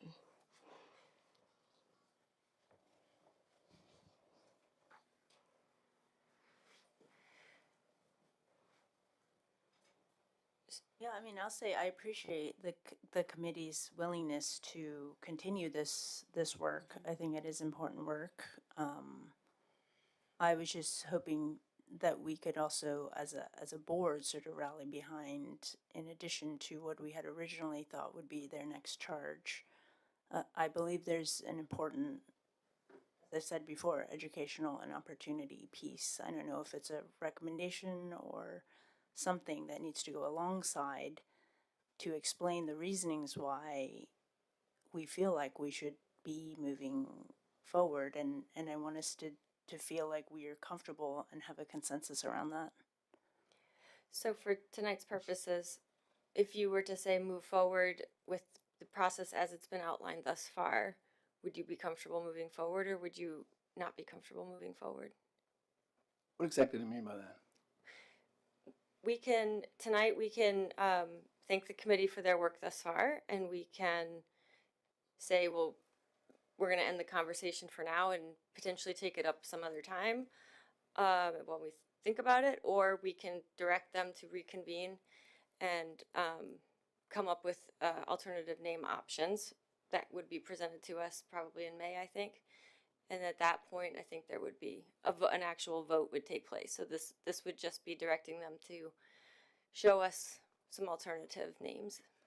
It just really seems kind of hard to have the community, whatever percentage it was the majority, and then have the community be a majority. So it's hard, like Miss Hunley was saying, it's hard to validate that set, to put him in the same. It's difficult when this whole group of people say no and this whole group of people say yes. This is the committee and this is the community. Well, and I think to Ms. Chen's point, I think members of the committee were perhaps more educated on the subject to begin with, or if they weren't, they certainly spent considerable amount of time delving into the information, and that shaped their opinion. Whereas I don't know how familiar a lot of the survey takers were, and they had different reasons for not wanting it, and obviously cost was cited a lot. I think it's difficult for people who don't grapple with our type of budget like we do to understand the different numbers and the different pots and where it comes, and you use $100,000 is a lot of money to a lot of people. So that's so I think to Ms. Chen's point, when you do major change, it's often good to have a major communications campaign that goes around it so that it is a more organic and more community accepted change. I don't know that we have time or capacity for that, given with the timeline that we've laid out. So, but yeah, that I do think that we've identified a gap in what students know about situations that happened right here in our town, and I also think that the James Blair High School situation being the first school to integrate as late as it did, to me, that as an isolated story is a very compelling story. I don't know if this is part of a larger movement to rename other things. I would hope that we're focusing on this particular school because of the particular personal and major historic milestones that occurred at this school. And so I guess where I'm going with that is that was, yeah, Ms. Chen was indicating that that's the piece that would be missing, Dr. Cavazos, for the community. I don't think that the majority of the community, I mean, we can't know people's motives, but it could be lack of knowledge. Could just be lack of knowledge. And ideally, that's how you change hearts and minds over time, is you educate, right? That's the whole purpose of education, is to enlighten and to broaden and to understand the reasons for evolutions and the reasons for things in society. For tonight, though, it's almost 8 o'clock, and we need to we do need to give the direction in terms of what the next step is for this committee. So I'm just going to have to go around and say, would you like the committee to proceed with coming up with alternative names to present to us? Again, that is not a vote tonight to change the school name. Or would you rather stand down for now and have more time? Mrs. Hunley. May I just add one thing? Could it be that the committee provides additional names and like kind of deep education around the name, like why those names might be a better fit for the community, and so that there's that education piece that comes around it? Potentially, we also need to decide if we're going to direct to use names that are not of people. Yes, yeah. Okay. And I indicated that was at least the board's, from my summation, was the board's lean was to go with places. And I know that there have been, I guess, in that broader meeting, places have come up and they've done some research around the land that we're on. So how do you? I like that suggestion. I think it's two parts, so I do like that too. I wondered if we had taken a straw of, do you think it's okay for a slave name to be on a building? And we had consensus that way. Because I don't know. You mean on the board? Yeah. Because if we all believe that that's wrong, then this is easy. But to say, I don't know. That's never mind. So, if I could just quickly add, not to discount what you're saying, Ms. Hunley, but I often think that what I think is not what I use when I assess a vote. That's just me speaking. Like, I'm not sure that, like, if you were speaking to me outside of my role as a school board member, if you were speaking to me as a parent, if you were speaking to me as the experiences my daughter's going through James Blair, I would have very different things to say, right? But like, I have my school board hat on, and so the lens at which I'm looking at everything is very, very different. I'll just say that. Yeah. Mr. Hussey? Something, I don't know if Ms. Hunley or Ms. Chen, the way you worded something, I don't want to take offense to it, but you sort of implied that James Blair's middle school, high school was named because he was a slave owner. I don't think that's the issue at all. I think everyone in this room will agree owning slaves was completely wrong. There's just no way, no ifs, ands, or buts, and no way around that. What my fear is we're judging something that somebody did 350 years ago. How are they going to judge us 350 years from now? There are things that are going on right now that we have no clue what they are, that someone, like I said, 350 years from now, they're going to say was completely wrong. How could you do that? I don't want us to start erasing history based on our moral values of today compared to what something happened 350 years ago. I just don't see how we can do that. And name James Blair wasn't selected, wasn't picked, however you want to term it, because he was a slave owner.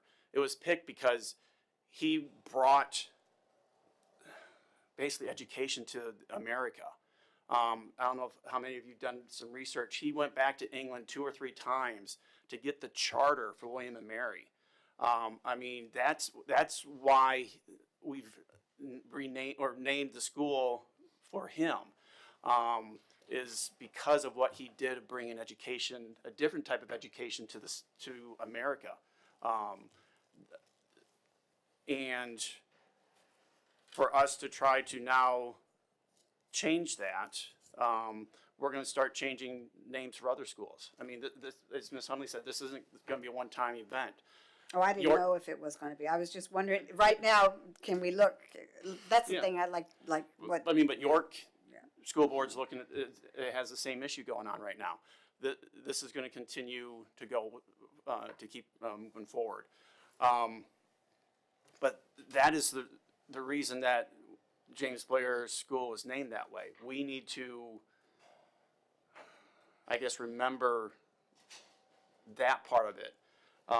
We're all going to have sins in our lives. What did Jesus say? You who are without sin, cast the first stone. There's not one person in here that could cast that stone. So we're all going to have something that's negative in our history, in our lives. And I just don't feel that we need to take that away at this point from what he accomplished. Good. Mr. Riffle, you'd like to proceed? Sure, I would like to proceed, Madam Chair, for the reasons in which I think back on my first discussions in public service was with Delegate Hayes. He's a very faithful man. He told me that the thing that he worries about for the city in which we represented was Chesapeake, Virginia. He was on the city council at one point as a Republican and then turned to be a Democrat to be elected as one of the first black people in the House of Delegates in Chesapeake. He mentioned that separation of church and state is a very important aspect in which we have to behold as public servants. It's something I grapple with every day, and when I work for you all, whether you like it or not, I'm there. And part of it is we have someone come and bless the congregation we have. One of those historical legislators in Virginia, and it's on the wall in our chamber is the separation of church and state, written by the founding fathers as described in Virginia's Bill of Rights. This is a big part for me. I mean, William and Mary's, the charter, all this stuff points back to a very white, Anglo-Saxon, betrayal of Christianity. I mean, the guy wasn't white, man. He's a Mediterranean dude. He's olive skin. He's ambiguous. Like this idea that we've kind of say like we're erasing history is like we've created a history of this. Like we've done this work. Like America has done this type of work countless times. Like, and sure, the winners get to write history. The winners get to do the work, but the winners sit at these chairs and they decide to continue this type of narrative, and I can't do that. I won't be sitting here and saying that's okay. And you can disagree with me, but a generation of leaders are emerging that are going to challenge us in this stuff. That our students are doing that. You look at the data that shows the students who are like parents of students who are not attending our schools. This is the truth. I mean, people want to see society move to a place where they not forget these things, but don't like encourage it. And that's just where I'm at. And I won't back down on these things. And I really do appreciate the comments of my colleagues. It's important that we talk about these topics. Not often do public servants at all speak about these things unless they're throwing a bomb about voting rights or about, very political topics. This is just symbolic in its nature, but it means so much to a community. So if you cannot see the things in which I'm speaking about, I think it's to a point of we are contradicting ourselves in a lot of the things we're saying. And that's how this has gone so far. So I won't contradict myself again, but this is where I'll be. And I want to see the process throughout. I believe this committee is doing the work of people. I think the data, whether they agree with it or not, it is a short window. And I think if we wanted to do it again, I'm sure we could rile up the troops again and keep voting. You can get more people on both sides. Like, this is the struggle of, and this is what I told members when they called me, of the school board. Every time you vote on something, 50% of these people ain't going to care. 50% is going to care too much. And then you have 3 people who are going to email you every time about this issue, and they act like, they know the most and they should be sitting here. But then you ask them to run, they won't do it. So, I mean, this is the point of public service. Like, I'm charging my colleagues to think about this as themselves as leaders. Like, stop passing a buck to, this projection or of this data or I heard this committee. Like, you came here with some type of values. Like, you came here to say, I want to serve people, or it's okay to be that person that actually you're saving yourself. You're thinking about what you want in life. Like, that's what leadership is about. You can't serve others unless you can serve yourself. That's a big point. Like, you can't keep giving to people. Like, how full is your bucket? We can go in all these old narratives, but that's where I'm at, Madam Chair. Thank you. Ms. Chen, where are you right now? I like Mrs. Donner's suggestion that if we could really kind of focus in on the education piece and making sure that, especially, I think for me, especially that the James Blair community, the students, those that, need to feel, that's their school, that it's something that they can rally behind. So, I would like to think that, that there's enough, hopefully there's enough interest in learning and continuing to be educated about this, that we, along with the larger community, would want to see if there are reasons to consider, because we're not actually making a decision. We're just seeing is there value in continuing this conversation, and I do think there is value in continuing the exploration, the conversation. Yeah. Okay. Dr. Cavazos, do you feel there's value in exploring potential other names? Well, I like to be as objective as I can about the whole process. I'm not really sure what the committees was chartered to do. I don't know that that if their charter included making the decision or taking all their information. No, they're just bringing us information. They brought us the information we asked for, and now we're about to ask them, based on this feedback I'm gathering now, to bring us additional information. Right, so they should be a conduit of the survey and everything else, not making a vote that's going to take supersede the vote of the committee. But anyway, my big thing is with Ms. Chen and everybody else. I think education is the most important thing, and I think at the very least there needs to be some educational component to whatever comes of this. I suppose if you're recommending that we look forward for names, I don't have any strong objection to that. Okay. Move forward. Okay. Well, the will of the board is to solicit ideas for names. I do feel empowered on behalf of the board to say we will not entertain names of any human beings, alive or dead. Is that correct? Yes. Yes. And we want to keep to the timeline that we had laid out initially in February, where we're coming back to you at the beginning of May, or are you interested in a different timeline?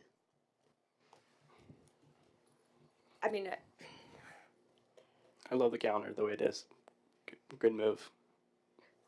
The committee already started picking out had the conversation, if the board were to tell us to move forward, what would be some dates to work through it over after spring break. Okay, so we'll just stick with what it is. We'll stick with the timeline. Okay. Madam Chair, I don't want to leave the education component out. It can be later work of the committee, but I think it's important that we do at some point charge them with additional work in that. Whether we change the name or not, I think this is something that William & Mary did during their renaming process. It took it was over a full year, and their board of visitors and students and stuff. But that's the thing. I mean, culture change, psychological. I mean, it does need to be larger to do it well, because you can actually create more problems than you solve if you do it poorly, right? And that's the concern I have. If it's rushed, if it's the perception is that we're ignoring data. No matter how noble the original intent might be, you can still do it wrong and create problems and create problems within a school that we are charged with making good decisions for. So that is the last thing. That's my concern. That how it's done will matter. But for tonight, I think we've gotten what we need for tonight, and we will continue to grapple with this. Thank you. I'm so sorry. I just want to ask a very quick clarifying question. So in terms of process, we are what is going to happen next? So in May, I know there's the committee work. Will we get some sort of idea of sort of the goals moving forward? Because there's additional, it seems like we sort of have asked, in light of our conversation, we maybe want a little bit more than just the recommendations. Will there be another opportunity for input from the community? No, I think that's a great question, Ms. Chen, and we probably can kind of remind you of the things that we tried to lay out initially in terms of what would be next steps. So what I've heard tonight is that we're going to ask the committee to reconvene and develop potential options for the school board to consider around other names that don't include a person's name for the campus to our left. And we would do that via community survey, via conversation at the school level, and generate possible options for discussion with the board on May the 6th.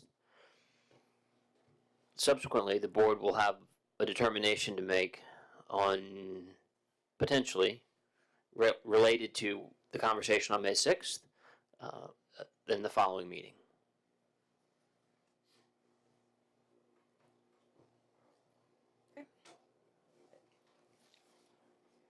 Is everyone clear about that? Okay. On the second to last slide, so if you're really wondering, the timelines on the presentation Ms. Wall put together, guys, come on.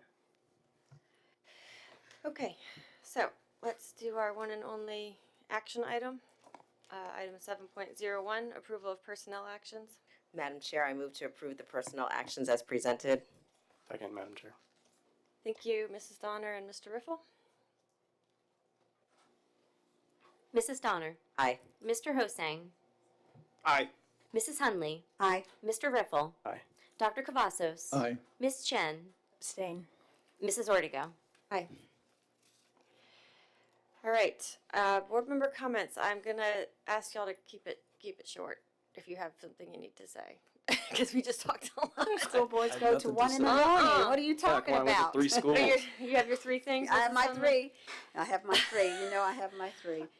I went to high school, middle school, and elementary school. Went to Laurel Lane.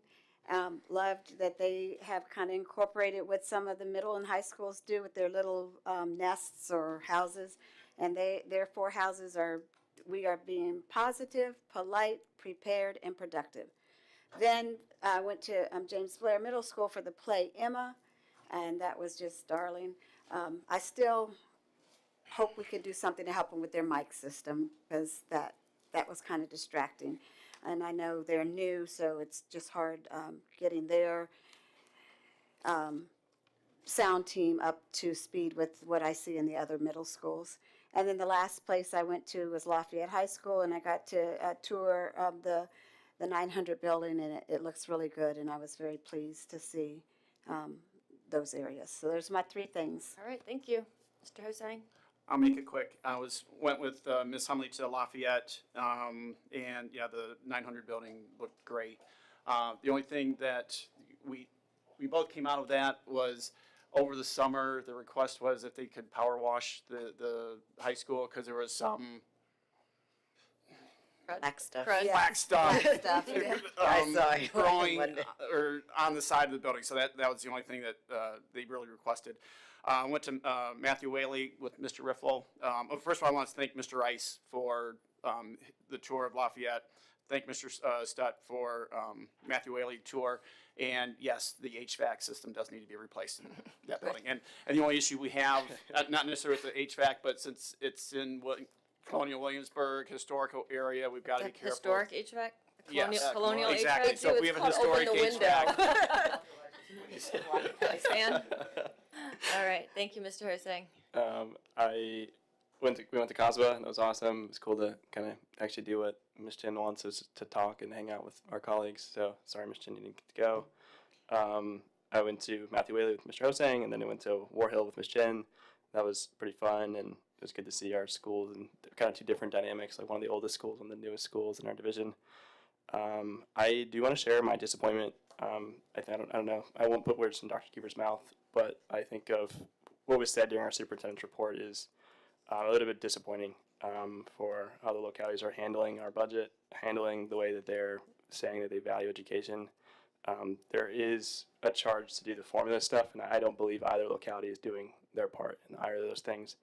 I've spoken to both members of those boards, so they aren't aware of my shot across the bow a bit here, but I don't even think there's enough money to get some of the mandatory stuff the state's giving us, and some of these. That's my worry, is like we're leaving money on the table that potentially could come back. So I hope that they see this as like a place that they start. I think they're kind of starting where the governor's budget is, from my understanding, but it is disappointing. And they should both try to work towards that format they're trying to agree on. I know there's a lot more at stake with their cool agreement that they've yet to talk about publicly. And then tomorrow is a big day in Virginia. We have the veto session, so a lot of the kind of maybe the worry, if not extending the worry of how funding will look in our state. So there's a lot more that I like to describe with the governor's actions, but busy day tomorrow in Richmond. Probably a lot of headlines coming out, but we're kind of stuck in a spot where education is kind of in the places where it's been for the past 4 years, which is like it's kind of push and pull, and it's really tugging at our localities a lot more this time, and we got to get it right. So thanks for everyone's advocacy and their help with the budget, and I'm sure today's James City County budget hearing is something to watch and listen as board members, because it really did a lot of it. People are thinking about education a little differently than they were about a year ago. So that's all I have, Madam Chair. Thank you. Thank you, Mr. Riffle. Ms. Chen, do you have anything else? Thank you for everybody's patience and hanging with us here, and all of my colleagues for a very honest conversation tonight. And I hope that for any of the viewing public, we have modeled how it's important to have difficult conversations about messy topics and in a respectful way. So I'll just say really quickly, shout out to Dr. Littleton at JBMS. I enjoyed our tour with him. Miss Donner and I were able to tour, and I'll just highlight one great moment. We were in a 6th grade math class, and in addition to the routines of the classroom, a routine that they do in their classroom is they write at the top of their paper affirmations to themselves. And they also wrote affirmations on sticky notes that they put around the classroom. And I took a picture, and there were 2 that really stuck out to me, and I just think it's good encouragement for all of us. So I am worthy of love and respect. I'll try my best and work my way to the top. And I'm confident in my ability to overcome any obstacle. And this one just made me chuckle. I can solve problems, so I can also solve math problems. And then not true for me. So coming from our 6th graders at JVMS, so working hard over there, and the teachers and everybody as well. And I'll just highlight 2 other things. I also just wanted to highlight and shout out to our visual arts teachers. I know I say a lot about our music performances and things like that, where we can go to a show or whatnot, and then our theater performances are amazing, and they're happening right now. But I also really enjoyed Lafayette High School's Visual Arts Night. I thought it was just a wonderful event, and we were also able to see some art classes when we were at Warhill High School. So those are just some highlights from the last couple weeks. Thank you. Dr. Cavazos? Yeah, very quickly. I just wanted to say that the division engages in evaluating and researching the process, equipment, and textbooks to obtain the best educational outcome. And when I'd say these tremendous efforts are truly appreciated and have to date achieved some most commendable results. Thank you very much. Thank you, Dr. Cavazos. Mrs. Donner? All the people I hung out with have already spoken. The only thing I will add at James Blair to congratulate Ms. Lambusta and the Battle of the Books team on their 2nd straight regional championship. Oh, yay.